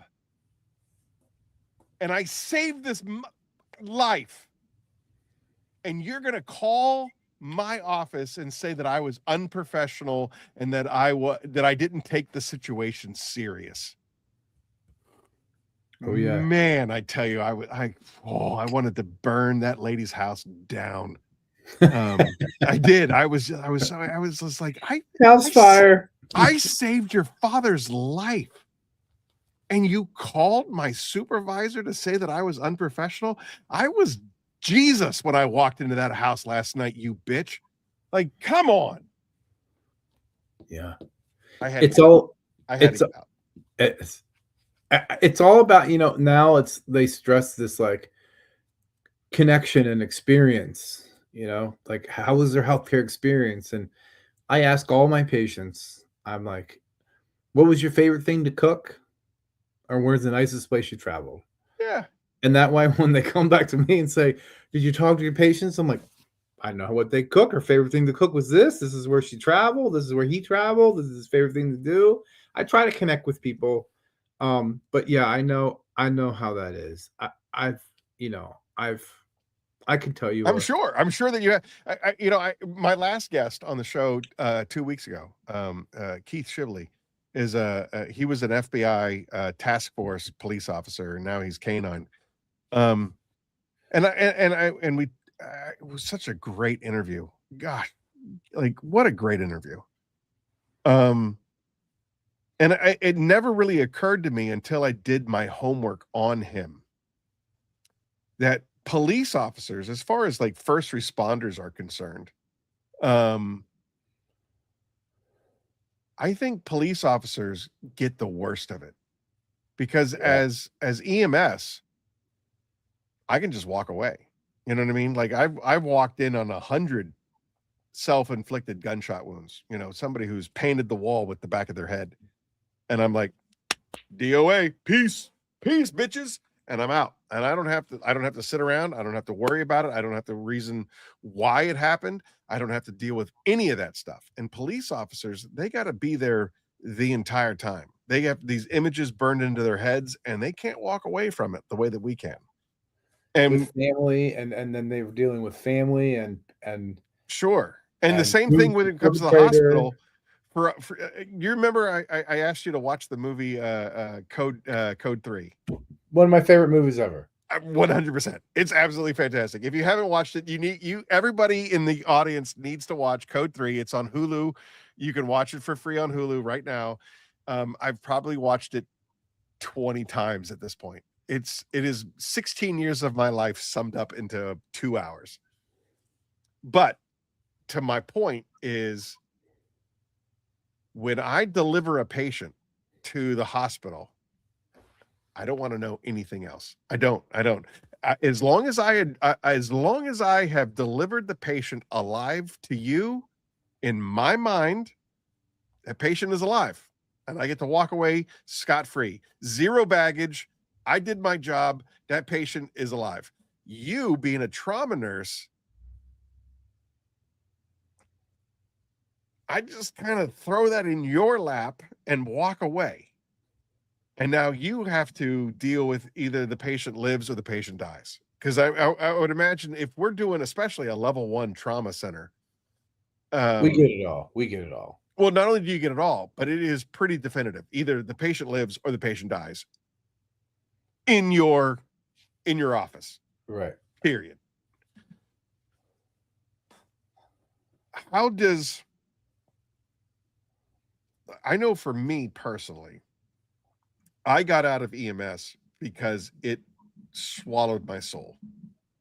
My ability to connect empathetically with somebody was gone. You know what I mean? It was gone. I did not care. My ex-wife would be like, "Hey, so and so died," and I'm like, "Okay, what do you want me to do about it?" Should I send their family a Christmas card that says thanks for the parking lot spot because they're not going to be like, what do you want me to do about this person that died? And eventually you get this realization that's not who I am. I don't want to be that person. I don't want to be I should mourn for the loss of somebody, let Yeah, alone, right. being that guy that is just like, awesome. That's great. That's one less person that I need to worry about in this world. Meh. What a horrible. And that's kind of what that movie talks about too. It's a lot Yeah. of what that movie talks about. Yeah, Or that is a great movie. it was a great movie. Um, how do I think I well, for the people that for the people that are victims, like someone perpetrated against them, people that are victims, it doesn't bother me enough. It doesn't bother me as much. I'm there to help them. Your life is horrible. I'm sorry. I'm here to help you. Let's get you what you need. We're saving your life. Okay. That happened to them. But when you have to deal with the perpetrators too. That's when you have that emotion and like you want to kill somebody. You're like, you just saved this person's life, and the person in the waiting room is the one that did it to them, and you can walk out that door and you just want to hit him in the head with a hammer and Sure. and make it and make another level 1 trauma alert, Sure. because they're the ones. And I mean, I'm not going to get just dark on your podcast, but no, I've seen things you're that, allowed to. This podcast, we get dark. I cry a lot yeah, on this podcast, but like we had again, when I lost my religion, I grew up in the church, and I grew up having a faith, and it took me a long time to find my faith again. Um, we responded to an unconscious, unresponsive. Um, again, to the audience, I apologize if you've heard this, um, story before, but we responded to an unconscious, unresponsive infant, and when we got there, that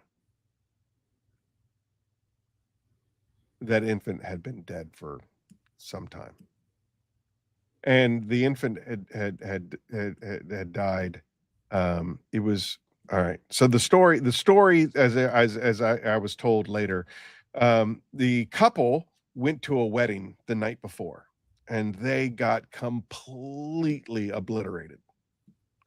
Completely obliterated. Came home, went to bed, and they woke up the next day. It's middle of August. They woke up the next day. It was late morning, if not early afternoon.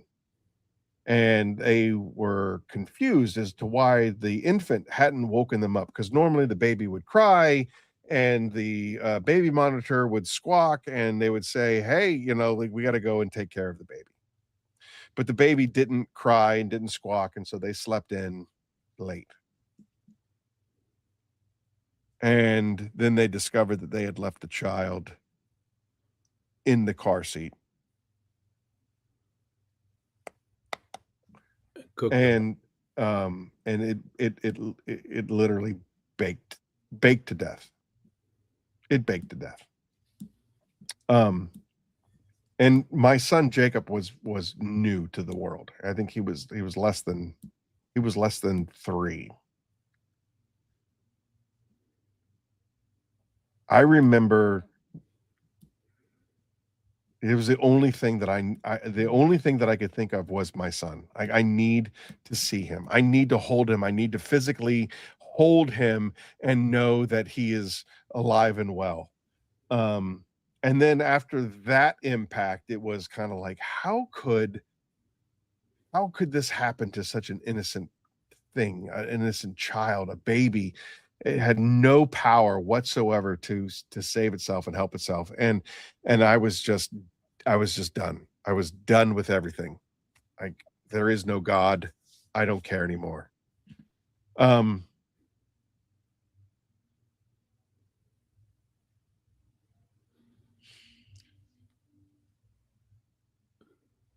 That was wrong of me, by the way. I mean, since then I have found my faith and I have reconciled with God, and I apologized. But anyway, that's the hard part of the job, the hardest part of the job. Yeah. Those are the bad days. Yeah. The real bad days. And I have things that are stuck in my mind the same way. Sure. And it's just one of 40,000 images that you'll never be able to get out of your head. Right. And I'm sure that you encounter that. When I did my EMT training, we were at Cooper Hospital, which is another level 1 trauma center here in New Jersey. Yeah. Saw some crazy things. You know what I mean? Like, we had self-inflicted gun. We had a bullet go into a dude's head, and instead of an entry wound and an exit wound, it just rattled around inside his brain. It just kind of scrambled inside his skull. We had another guy that was running from the cops and jumped over a fence, and it had prongs at the top of the fence, and he impaled his scrotum on the prongs at the top of the fence. You know what I And mean? Like he was that's on the bottom and his testes were the top. well, he was halfway because like his testes were hanging him to the top of the fence. So yeah, there's some Oh yeah. crazy story, and that's kind of stuff that never bothered me. Like 100,000 stories like that never bothered me, but there's 3 or 4 it really just punch you in the chest and make you question everything. Yeah. How do you like? And obviously, you're doing it a lot longer than I did. I did 16 years in EMS. How long have you No, been a nurse? I haven't been that long. I've been 9 years. 9 years. All right. Yeah. It's still though, 9 years is enough to the gallows humor. Like you and I connected on the drive Oh down. well, that's Like one by way. the Coping mechanisms. One way is a terrible sense of humor, and a lot of times 100%. when you're literally like doing CPR on someone with a fresh chest wound or open heart, and their skin is splitting underneath your hands, and you're like, you're going to Aruba, aren't you? You're like Yeah. talking to someone Yeah. across the way as things are going on that you can carry on normal conversations in the midst of um chaos. Yeah, dude, we hadn't reached Virginia, and you and I were like best friends. It was awesome. It was great. Well, what's cool about like nursing in small knit communities, like detailing and nursing and yachting, is we all kind of experience the same thing, right? We all experience the crazy guest on the boat. We all experience, the people that wanted to fish and caught nothing. Where we got the guy that you cleaned his car and charged him $200 and he found one speck and wants his money back, and or all the positive things, that we, well, that's how we connect, right? We connect through those experiences, and we can relate to the next person, and that human connection, and that's what I do appreciate about nursing, is that whole referencing those things that I went through, and man, I know that I went through that, and I know you went through that, so I know what you went through, and I know how you deal with it. I know what you do, or I know how you knock out them cars and just grinding. I know the grind, so it's cool to get that connection, and I think me and you connected in that way because especially in those times when you got someone with no legs, and they've someone with no legs and all they are is a torso, and they're shitting rivers, and you're cleaning them up 10 times a night, and you're like, oh, this is a bonding experience, or whatever, or however it is. But yeah, that's why we did connect, is because of that human connection experience. And You're doing 12-hour shifts. You're working the overnight. Yeah. I mean, I know for a fact that I spent more time with my partner than I spent with my family. Yeah, that 100%. Like Yeah. I'm doing 4 12-hour shifts. My partners can finish my sentences for me. They, the partners that I've had, I was graced with some of the greatest people I could possibly work with, and I've had some of the best supervisors I could possibly have. Chris Ballinger is one of my best friends. He was a co-worker of mine when we did dispatch. It was we worked for Medcom, which was the dispatch center for paramedics of Burlington and Camden County. And then he went on to be a supervisor. And then here's a fun story. So I'm working dispatch, and Chris comes to me, and there was a problem up in Mansfield, and he says, listen, I'm going to need you to transfer to Mansfield. I need you to be the voice of reasoning. And I was like, me? You need me to be the voice of reasoning. How bad is it out there? Like I'm the last person that you want to be the voice of reasoning, because I'm a lunatic. And he goes, all right, so here's the situation. This guy, I'm not going to use names, but this guy, basically he got completely blind ass drunk, came to work, locked himself in the storage closet, and passed out. And so the other EMT that was up there grabbed a volunteer, responded to a call, took the patient to the hospital, and on the drive home, drove through a closed road due to flooding and sucked up all the water into the engine block and blew out the motor of the engine. Without the head person on board because they're drunk in a closet. Well, without the other EMT, so Right. you have volunteer you have professionals and you have volunteers in the great state of New Jersey. So there was one professional EMT and there was one volunteer EMT, and between the two of them, they decided to nobody would have known anything had the professional EMT decided not to drive through a closed road that was flooded. But because he drove through a closed road that was flooded and the engine exploded, and then they had to be rescued in the middle of this flooded out road/river, everything came into the open. And so then that's when Chris was just like, hey man, I'm going to need you to go. I'm going to need you to go up and be the voice of reason. And I was just like, holy, it's got to be really, really bad if I'm the voice of reason. Because like I said, I'm a lunatic. So, whew. Why did I even say that story? Because you were talking about I don't know. Yeah, I don't know either. I remember saying that like the partners that I've had and the supervisors that I've had, I was graced with like a really great support group throughout all of that stuff. And the human connection, right? Like 100%. You know what I mean? Like if it wasn't for those people, I don't think I would have lasted nearly as long as I lasted. If it wasn't for that human connection, that having that battle buddy, that person in the trenches with you, your other trauma nurses in the trauma room with you. Yeah. It gives you kind of an anchor to dealing with just that absolute carnage that you're exposed to day in and day out. Yeah. I saw testicle your walnuts thing. I saw it, and then you talking about shooting bottle rockets at each other made me think of this.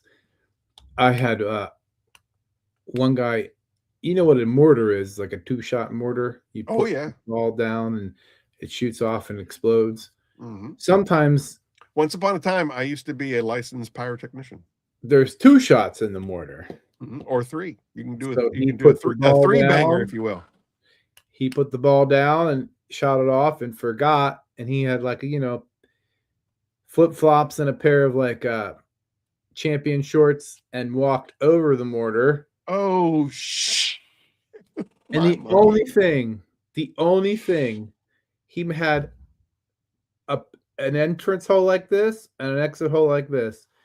It took one testicle, shot it out the top of his pants, through his scrotum. The other one was fine.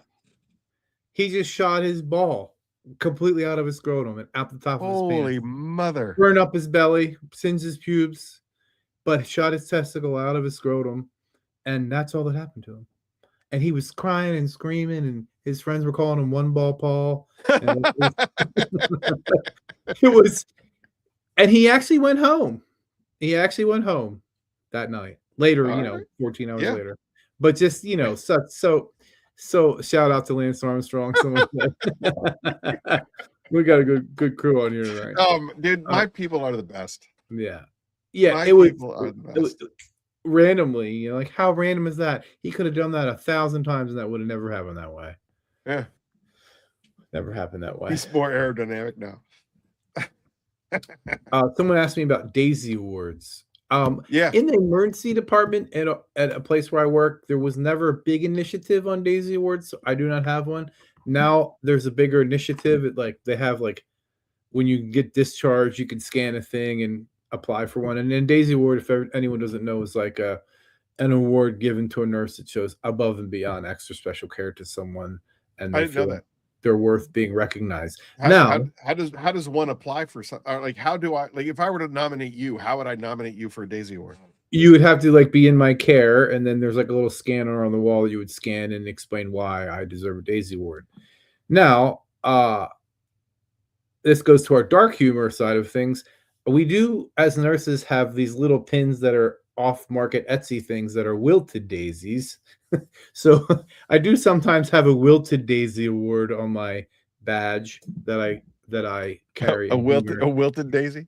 Yeah, it's like dead and wilted because of my dark side humor, and that some people do. Some people have them. But Daisy Award's a cool thing. A lot of times it's done on floors because you have more contact with the people, and everything. But it is a new initiative to where I work, so we have been seeing more people get them. I have not gotten one, but there's some Well, si there's some if I'm ever situations where I should have. if I'm ever lucky enough to be in your care, I will definitely nominate you for a Daisy Award. All right, so now it has to be asked because I mean, if I don't ask the question, people will ridicule me. You saw in the movie Code 3 where every single person that's not in the business asks the person in the business, what is the worst thing that you've ever seen? Seen? Or worked on, or what is so, and that's Oh, I know. and for me, that's a really mixed bag. Like I remember Yeah. when that scene in the movie when they're in the diner and he's just like, "Can you just give me 10 minutes so I can eat my dinner and then I'll answer whatever question." She was like, "No, just real quick, just real quick. What was the worst thing you've ever seen?" And then he tells like the worst horrible joke of all time, Yeah. but it's not really a joke. It's just His dark humor taking it's it. his dark humor, but it's a true story based around. So I I mean, would say for me, that that deceased infant was probably the worst thing that I could have ever have seen. gruesome, like, But that's I've sad. worked on some really, Yeah. I mean, like, again, going to the, if you want to call it gallows humor, I've worked on some really cool shit that I mean, like, it is horrible, horrible, horrible, horrible stories, but to me, it was like, "Wow, this is unreal." Like, I mean, I remember picking teeth out of a dude's face to establish an airway, and every breath he took was pink mist, and, we ended up having to do um Darted him. yeah, but it wasn't an arrow, it was blood. His lungs, his Yeah. chest cavity was filling up with blood, and so it was like we reduced, Tension the tension pneumothorax. there it is, boom. I've been out of the system a little for, well, 10 years. I've been out 10 years. Holy crap, I've been out 10 years. Anyway, Real quick, what that is when your lungs fill up with blood, it pushes your esophagus, your trachea over, and then you can't breathe. So when yeah, you go into the first intercostal space and you put a 14 gauge needle, yep, it lets the air out or the blood out so that yeah. your lung can move Dude, back that over. was awesome. And the best part about that whole event, all right, so basically, it was an S turn, and the guy overcompensated and spun out and went out the driver's side when he was in a pickup truck, went out the passenger side or the driver's side window, and the oak tree put him back into the truck. So I mean, he was smashed. He was smashed. The truck was smashed. He was posturing, so there was brain damage already involved. He was clenched down, so that's why I had to pick the teeth out of his mouth. Had to do all of that stuff, and the craziest part about all of that, after we finally got the fire department to peel back the cab and pull him out, and and we chest decompressed him and all of that fun stuff. We couldn't call Southstar because Southstar are a bunch of sissies and they won't fly if there's any kind of weather at all. And it had been raining for days. So I think we got Life Flight. If I remember, I think it was Life Flight. It was the Burgundy helicopter from Philadelphia. And those cowboys, they're all Vietnam vets, right? Anybody that comes in from Philadelphia, from the city, they're Vietnam vets. They've been flying helicopters for decades, and they will do everything and anything, and they don't care. It's awesome. That's a big difference between Philadelphia city pilots versus state troopers. No offense to state troopers. We get life flight coming in there, and it had been raining for so long that the entire surrounding area was just a bog. It was like a marsh swamp. And that helicopter came in and just hovered feet above the ground. And we get this guy, and it's just like a scene from MASH. And we're carrying this guy on a long board and a stretcher with the wheels up, and we're sloshing through the mud. And we do a hot load into the back of this helicopter, and and the nurses are up in there, and they secure them, and then they take off. And the thrusters are breathing heat down on top of you, and the propellers are right there. I mean, there's a real rush. So again, absolutely horrible, tragic accident. And the patient eventually passed. I mean, you just don't survive that kind of head trauma. When they're, for those in the Dan's, it's called a hot load. All right. When the helicopter, normally what happens, the helicopter lands, the propellers all turn off, everything is very calm, and then you do a regular loading of the patient. But when the helicopter is hovering feet above the ground without touching it, it's called a hot load because of the thrusters blowing down on you. It's crazy. Anyway, the point of that story is it's an absolutely tragic story.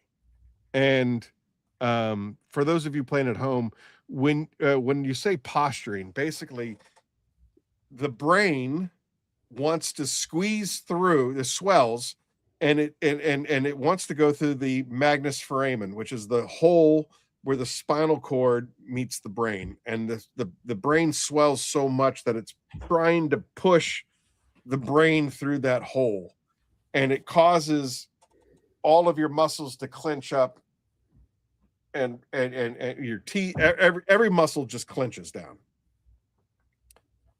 So it's a really, really, really bad situation.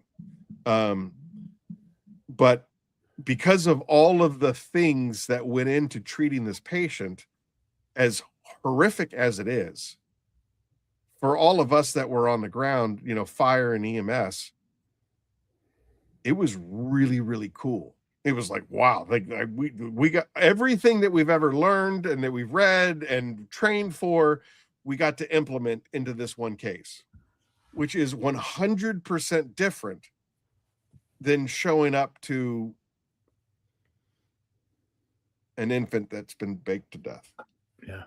Because there's nothing you can do, and there's hopelessness there, and there's just anger towards those parents. And it's new life. And new life is different. It really is. New life, new life, children, young kids. It's very different from when it's like almost like an innocence is taken away.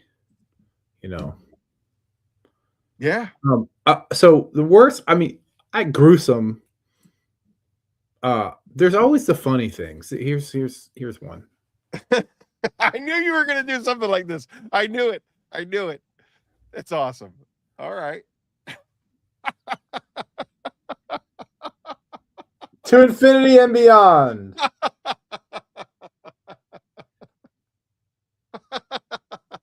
You see the wings, right? The wings are open. Yeah. They're open. They win and not open.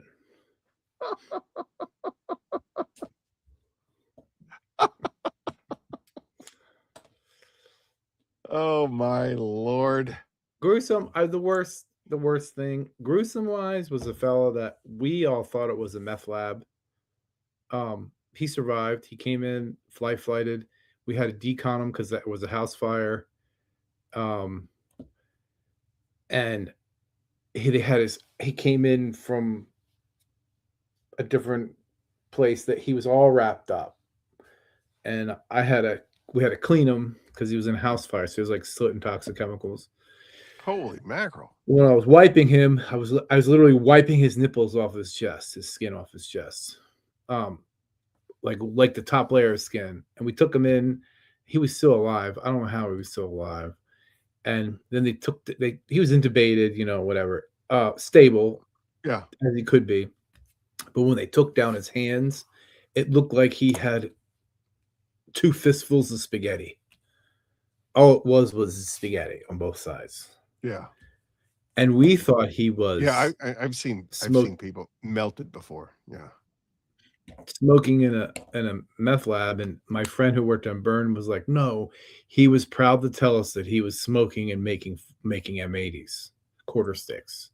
Really? He's making a quarter stick, smoking, high on meth, Because making why? When else are you gonna do it?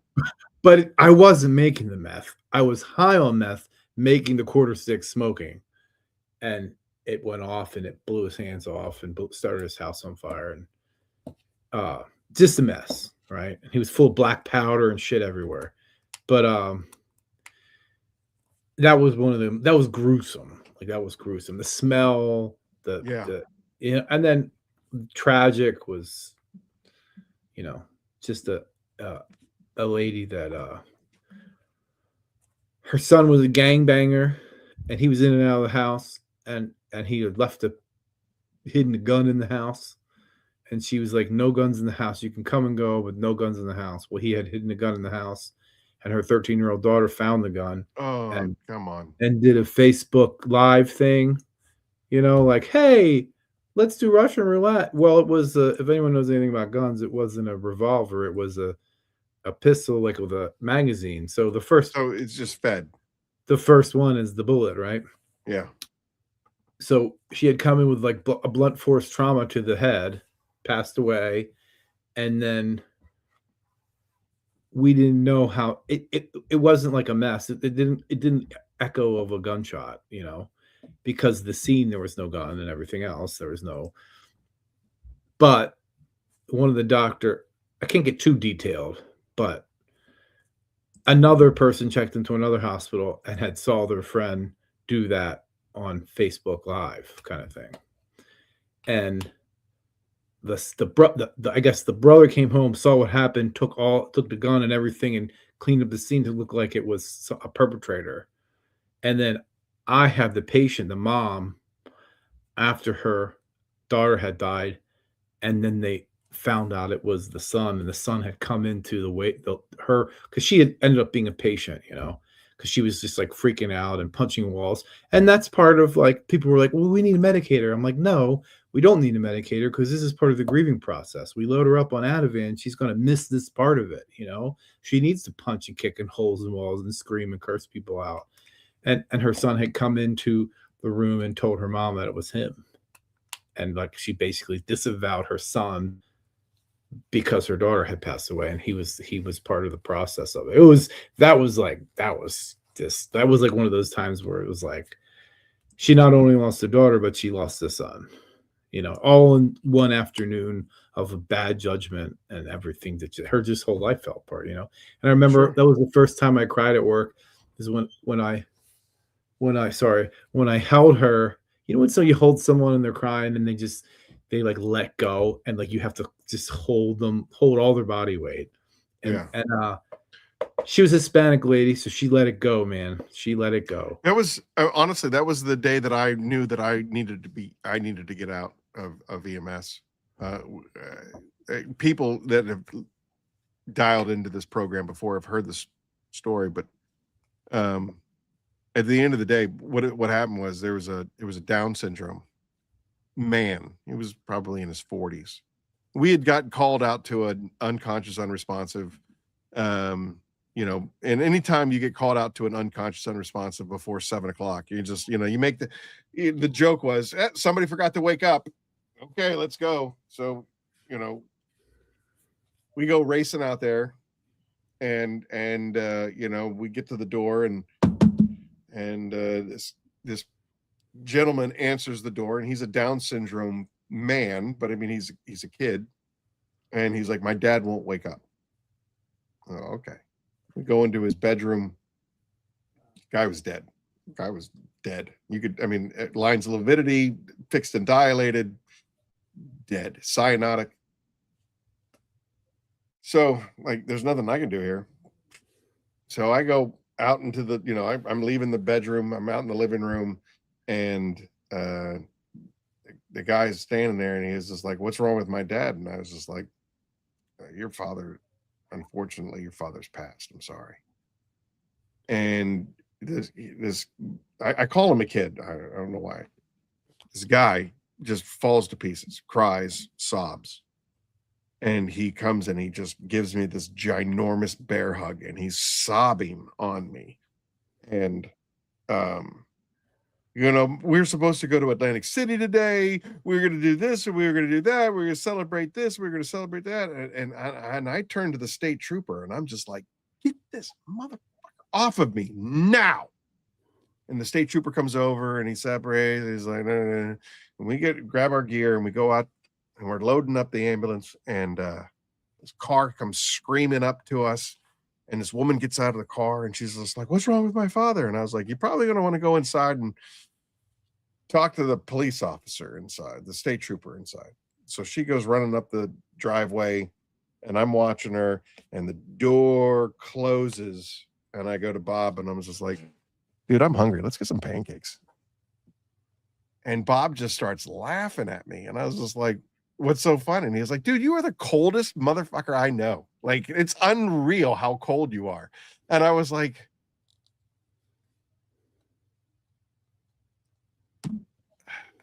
so we went to the breakfast and I'm sitting there and I'm just thinking, how dead am I inside? Like, that's not who I am. That's not who I want to be. Like that person just experienced the worst day of his life. You were wanting pancakes. And I was wanting pancakes and having the police officer get this human emotion off of me. Get this guy away from me. I'm hungry.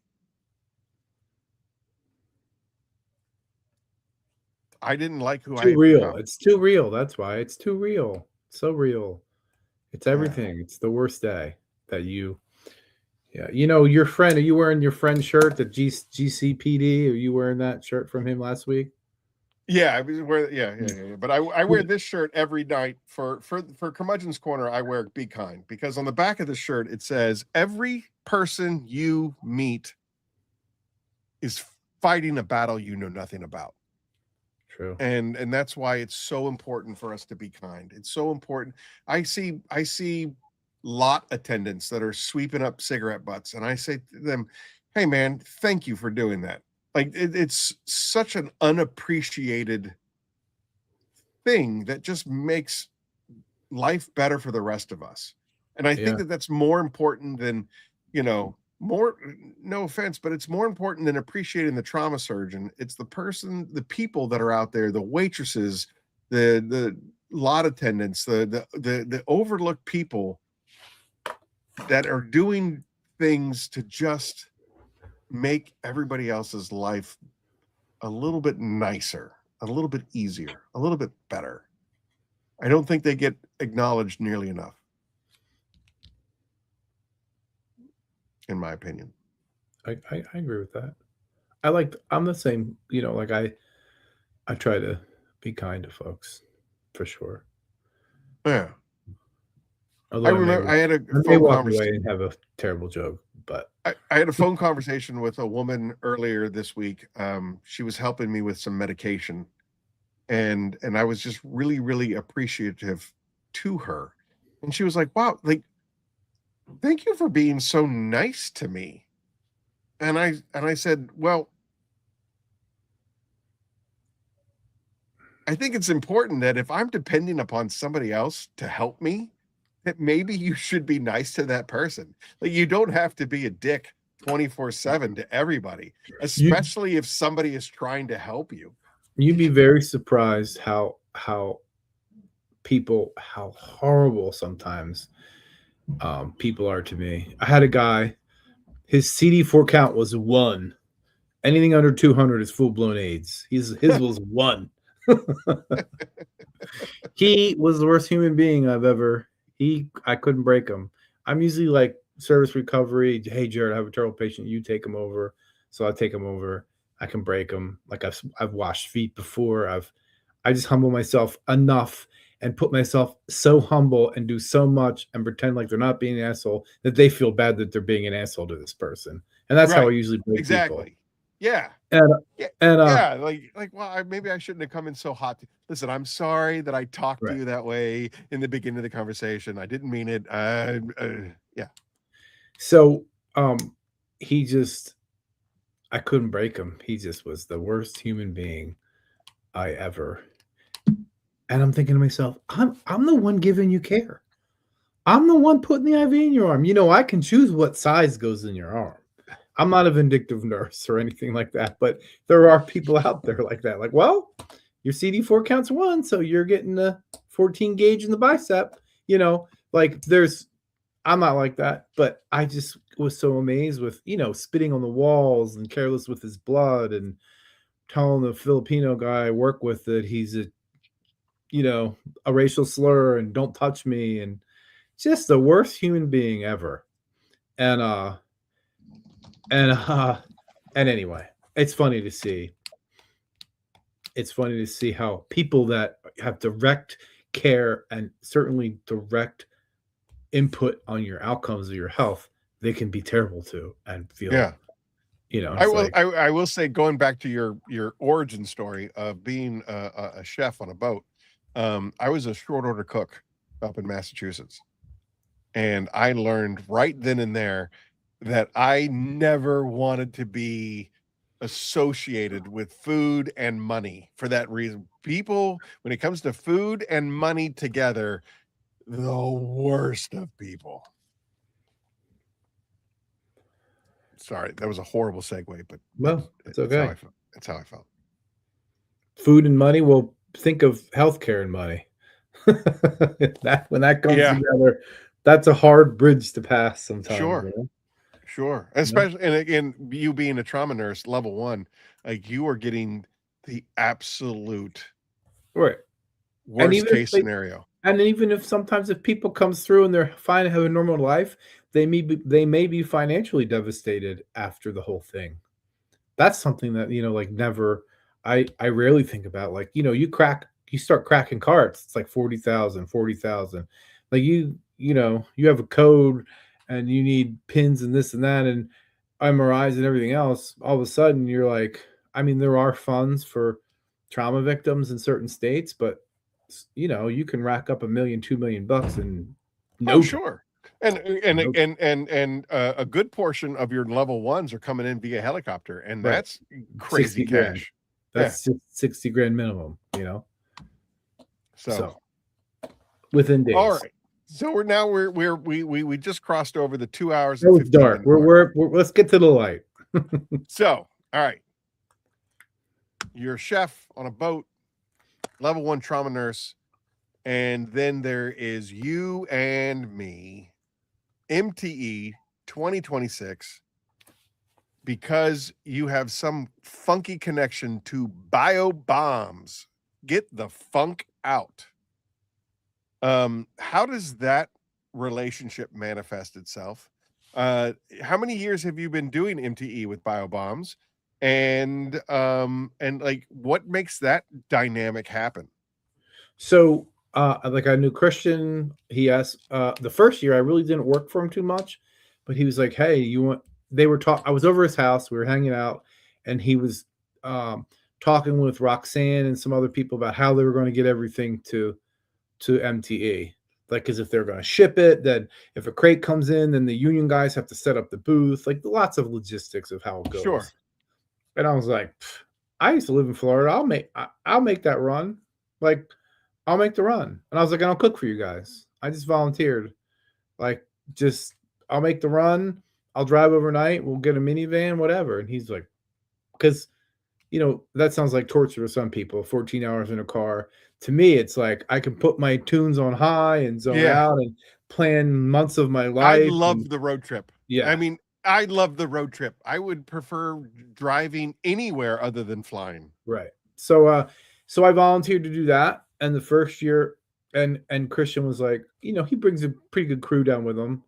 He didn't really give me a budget, but I was budget conscious. And I'm like, well, I'll just cook breakfast and lunch and a couple dinners for you guys. So I brought a bunch of stuff from my kitchen down. We got an Airbnb, and like going back to the boat days, I was like the food energy for the crew, right? Like get a Yeah. good breakfast in, And get a then they, decent lunch. it was last year, was the first year you did it? Last year was the first year, and last year was the first year he had his booth, Okay. Yeah. 2025. Yeah, for sure. Because I remember you guys invited us, like everybody was invited to your place, for that Yeah. dinner. I think was it Friday night or And something it like was that. funny, like the dinner I cooked was cheeseburgers, Yeah. and it wasn't a big deal, but I did do like a cheeseburger bar. I had chili dogs, like, but it's the You extra also things, had a right? charcuterie board.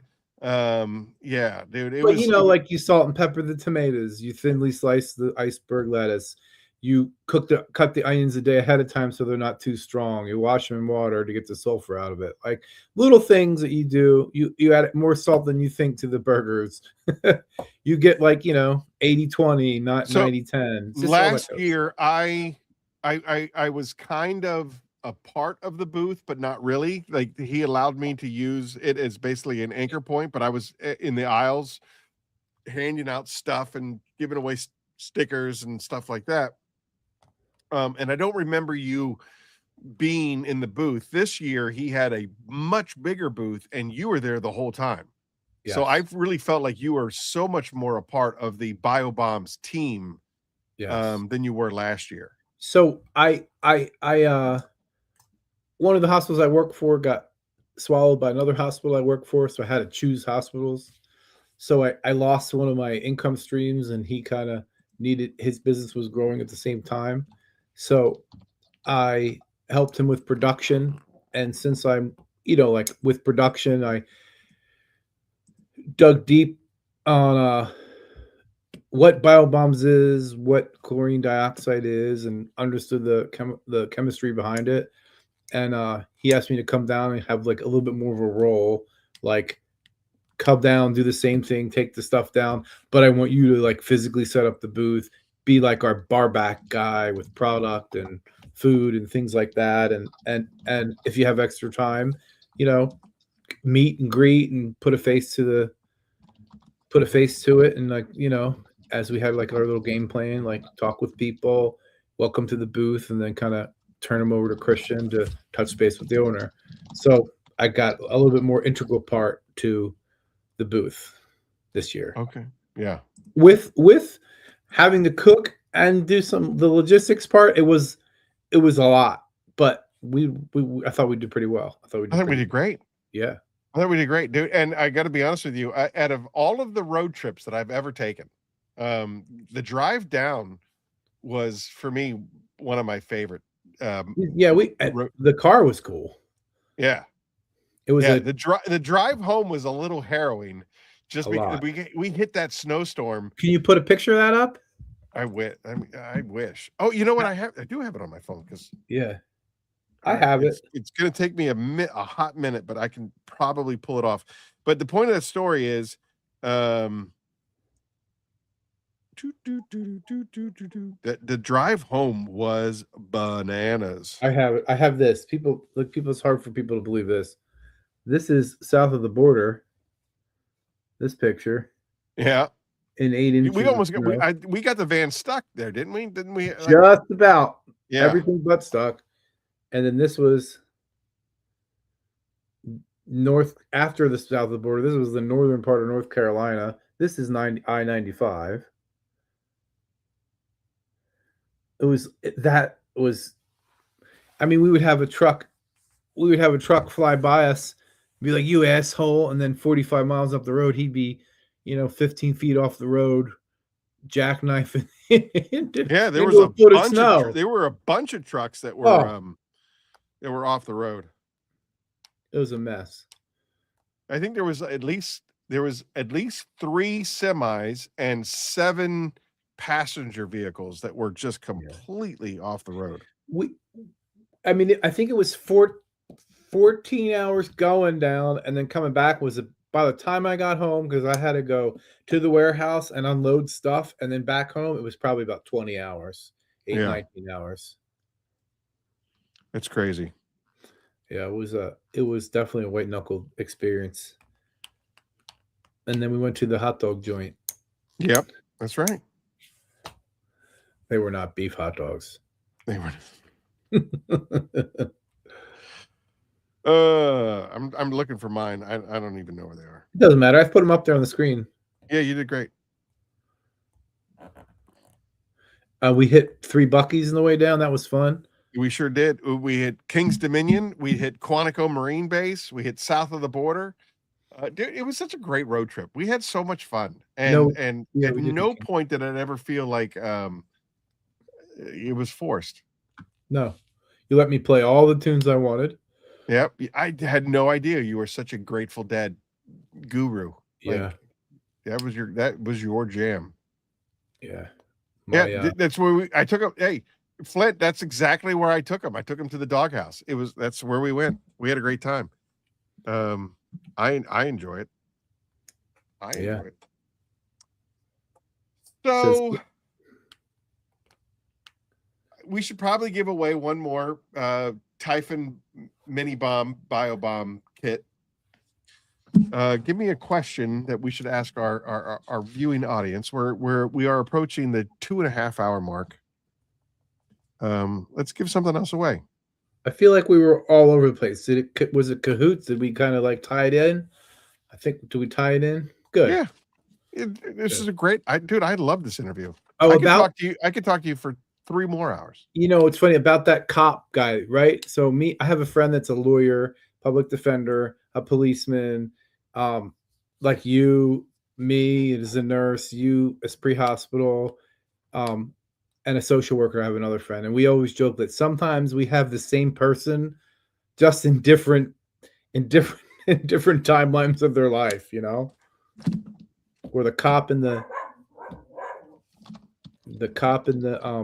first responder get them first, then they pass them to me, then they go to the social worker, then they hit this public defender, then I might see him again. Yeah, for sure. Hey, Duck Pond's in the house. All right. What's up, Duck Pond? Duck Pond. I haven't seen her in a while. That's awesome. I love the fact. Y'all, Conway is back in the house. I haven't seen Conway in months. I'm glad that he's here. Worried about you, Conway. Duck Pond, great to see you.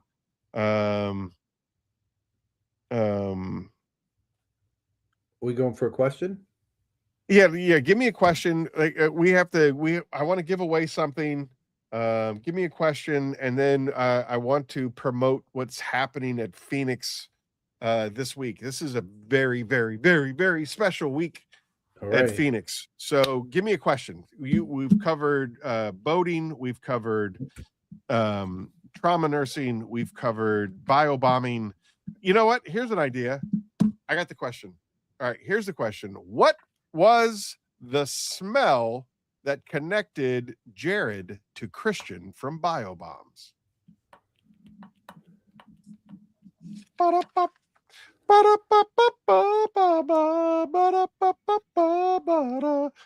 What was the smell that connected Jared? Close.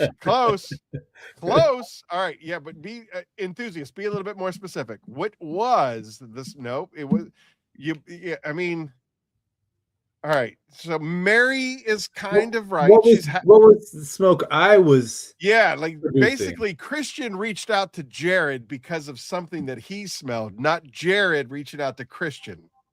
Close again. Enthusiast, you're all around. Yes. Flint, you're close. Everybody's close, but they're not. Flint was right. Like I had both on the grill. Flint's right. What? Flint? I did say that. Did you really? Yeah. Yep. So you're saying that pork butt is the winner? Yeah, because it was 2. I first said brisket, then I said actually pork butt because of I gave him the mustard sauce, and I wouldn't have put that with the brisket. So for sure. All right. Then there you go. Yeah, Flint got both of them. All right, Flint, you get it. Again, reach out to me at aaron@phoenixeod.com, and I'll make sure that you guys. Well, I think Flint, you're going to be at the warehouse here on Thursday, so I'll just give you a BioBombs kit when you get here. But I am going to write it down just for the record. Congratulations to Flint STR8. All right. Yeah, I thought it was brisket. Pork butt. Interesting. It's SRT8, by the way. SRT8. Yeah, that's what I wrote down.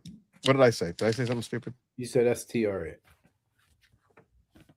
It is SRT8. SRT8. Oh, okay. I did screw it up. Like Mopar SRT8. Flint SRT8. Straight. Oh, Flint Straight. That makes more sense. All right. Okay. All right. All right. So, Jared, I don't know if you're aware of this. Your Christian has yet to respond. He responded to me a couple of weeks ago when I brought it up to him, but this past week and this week, he has not responded to me. So I'm angry at him. But we are shipping hope this week. So the Pay It Forward campaign that we do every year at the Phoenix, we collect a bunch of stuff from everybody, people emptying out their garages, people that are, a lot of influencers that get chemicals that they're not going to use, or they've used once and they've done a review of it and then they've moved on. We collect all of that stuff throughout the year. And then between Thanksgiving and this year, it was the end of the year. So normally it's through Christmas, but this year we opened it up all the way through the end of the year. So for like basically a full month, we look for nominations, people that might need help. November, December, January, February, it's the worst months of the year for people that do detailing, especially mobile detailers. Business is slow, the weather is crappy, and it's like, do I pay the rent or do I buy chemicals or new equipment, whatnot? So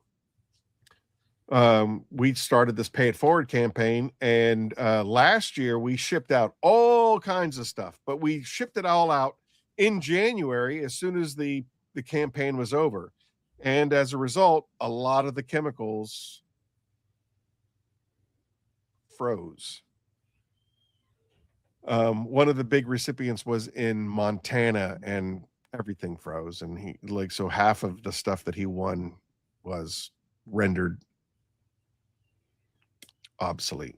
Anyway, so what we did, we decided to do is we pushed it back to March, where it's safe. So and then Kiev, Cars with Kiev, he donated like 15 power washers and has been a tremendous supporter of the Pay It Forward campaign for the last couple of years. Kiev has been I couldn't have done it without Kiev either year, the way that this thing has grown.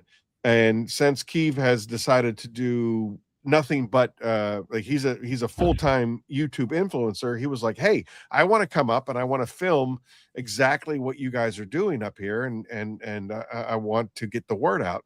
And so that became part of this Soar and Restore thing that we did last year in South Carolina, except this year we're doing it in West Berlin. And this week, March 26th and 27th, I think we have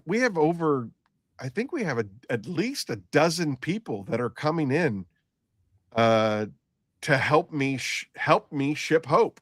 We got Rick Smith and Cars with Kiev and Israel and Adam from DIY, and I think Turbo 6 committed, and I want to say Christian from BioBombs said that he would show up, and Brian Spittler from Apex Auto, he's going to show up. I know I'm forgetting a bunch of people because, like I said, there was like at least 12 of us, and I don't have it written down in front of me, but we got a lot of people coming up to Kiev was like, I need a tax write-off. Yeah. So, Jelena, I would love, definitely would love to see you and Josh V and everybody that's been a part of the Pay It Forward campaign and has helped get the word out. It's happening. Help Us Ship Home is happening this week, West Berlin, New Jersey. You can DM me. There's my email address, aaron@phoenixeod.com. Email me. I'll give you all the details. Everybody is welcome. I think Thursday, I think we're doing Angelo's Pizza, which, according to Dave Portnoy, is one of the 3 best pizza joints in the nation. We're going to do good. We're going to do pizza from Angelo's on Thursday.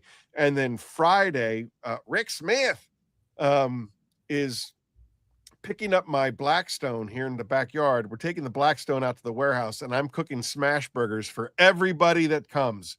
So, according to my brother, who is quite the world traveler, my smash burgers are the best smash burgers he's ever eaten in his life. So I'm making smash burgers for everybody and anybody that wants to come out. It's my special secret recipe. Jared, you are 1000% invited.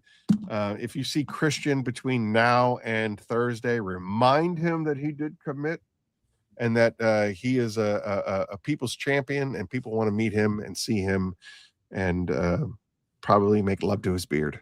It's a pretty nice beard he's got going on. So, you're welcome, Don. Don Delp, 100%. We're so happy to help. Again, the Pay It Forward campaign stemmed from an area of my heart that says, I couldn't be here without people behind me. I just did a podcast on Wednesday with Suds to Success. If you guys haven't heard of them, please check them out on YouTube. The episode will air this Thursday. We do a deep dive into my origin story. And I think it's important that people hear that message of why I'm doing what I'm doing, even in the face of adversity. These people here in the community, these people that are commenting, can you include a smash burger in each supplement? I wish that I could, Don. I wish that I could, but I don't think it's going to. I don't know if I don't think it'll hit the mark the way that it does when it's fresh and hot and dripping with grease and cheese and all of that. Oh my gosh, I can't wait. It'll be the, you know what? It'll be the first barbecue of the season. So I cannot wait. I'm excited. Jared, if you can be there, be there. Thursday, West Berlin, New Jersey. Yeah. Or Friday. Thursday and Friday. Thursday is basically when we're going to be doing most of the Help Us Ship Hope. And then Friday, from what I understand, we're going to be just kind of screwing around. And the boys, they've been pressuring me to make a glass cleaner. So I think what we're going to do mostly on Friday is F around with chemicals and try to make a glass cleaner that is worthy of Phoenix E.O.D. So, and that's what I'm making the burger. So Thursday, we're going for the greatest pizza on the planet. And then Friday, the greatest smash burgers on the planet. So you guys pick which way you want to come. If you want to go to both days, go to both days. Like, the more the merrier, the more fun it is. Curmudgeon's Corner, the Corner Hangout is the whole reason why I do any of this. I honestly and truly live for the relationships that I get to build through this platform. I can tell you right now that the highlight, you want to know about the other than driving with you for 28 hours. It's like 35. Yeah. Hanging out with Mary Hoffman was the highlight of my MTE experience. It meant so much to me. Yeah, she's awesome. I love her. She really is. I sent the picture I got with her right to my wife. I said, I know you did. And I told her that. I said, you know what? After you left, Jared came back and he showed me the interaction that he had with his wife regarding you. Like, you two complete strangers impacted each other's lives in such a positive fashion that we're both, all three of us are better people just from you two talking. And I love that. And so for me, like, that was really the high that I took from MTE, was being able to hang out with Mary. Like, sorry. Like that was it. Like there was a lot of really cool things that happened down there, hanging out with you, getting on the Suds to Success podcast, meeting Clean Car Chris. There's a lot of really great highlights, but to be honest, my interaction with Mary was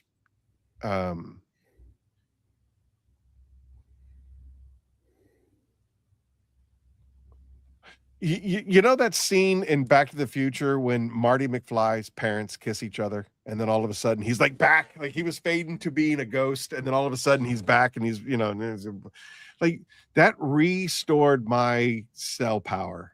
That interaction with Mary was just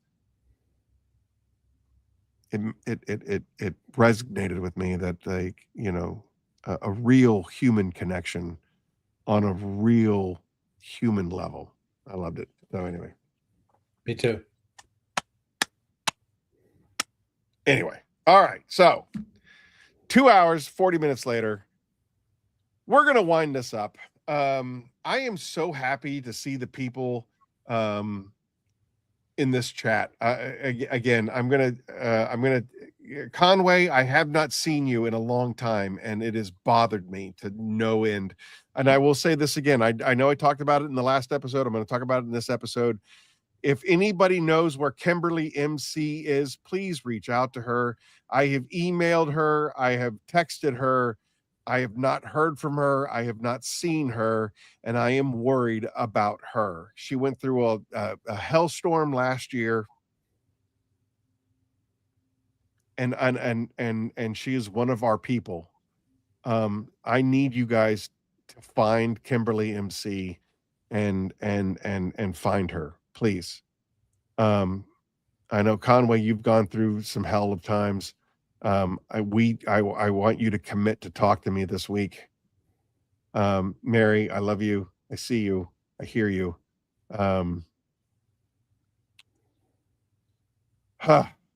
This is going to be a good week, but it's also an important week that we reach out to those people that we haven't heard from or seen from in a long time. You've seen her a few there. Yeah, there she is. Look at that. Hold on. Put that picture back up. I think this is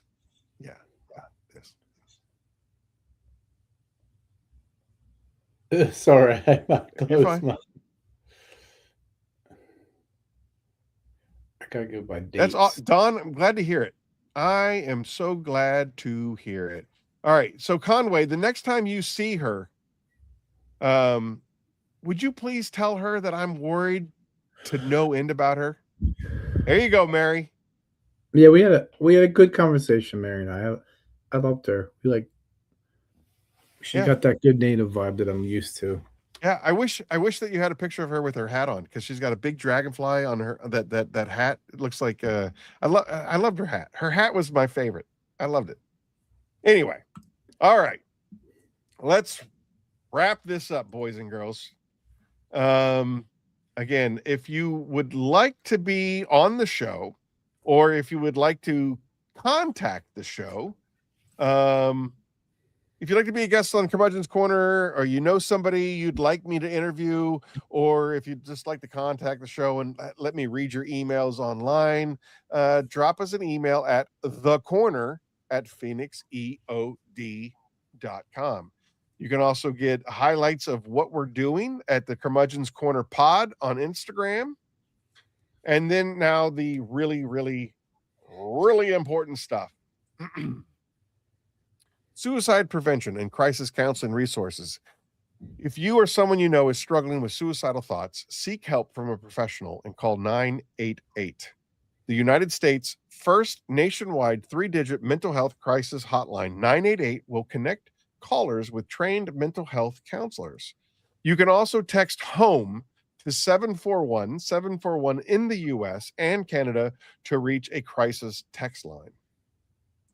And then, of course, you can always go over to apa.org/topics/crisis-hotlines, and you can be connected with any kind of resources for whatever it is that you are facing. Every person that you encounter is facing a battle you know nothing about.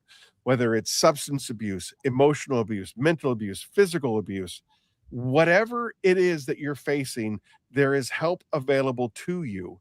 You do not have to go at it alone. And I swear, I pray to God that you don't go at it alone.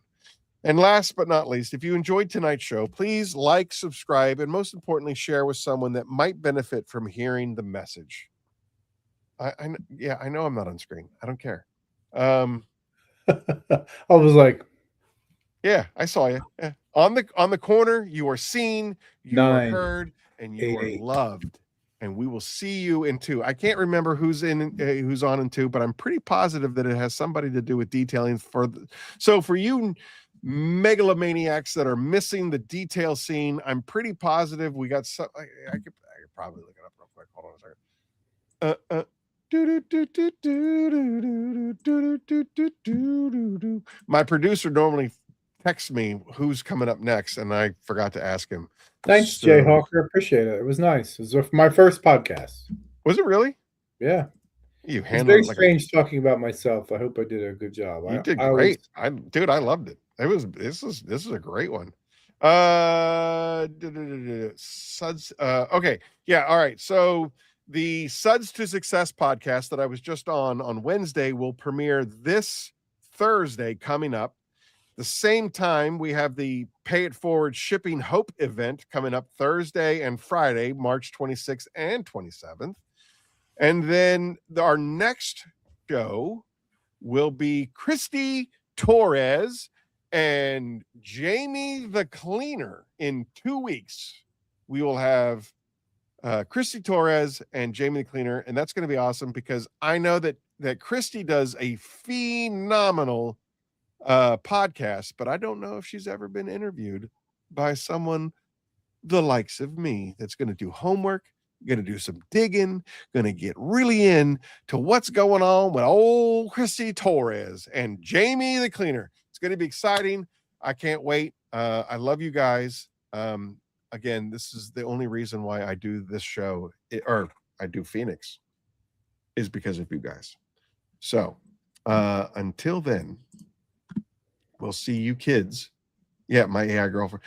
You know what? I should have my AI girlfriend on here at some point, I'm sure. All right, there you go. Conway is going to be on Chrissy's show on Monday. Shameless plug. Who are they? I've never heard of them. Exactly. Ceramic Bros out of Miami. When is that? Rick, when is that? What time?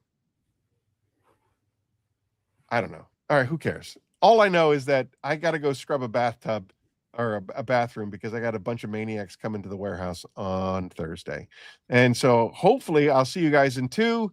And until then, I see you. I love you. I hear you. Phoenix out.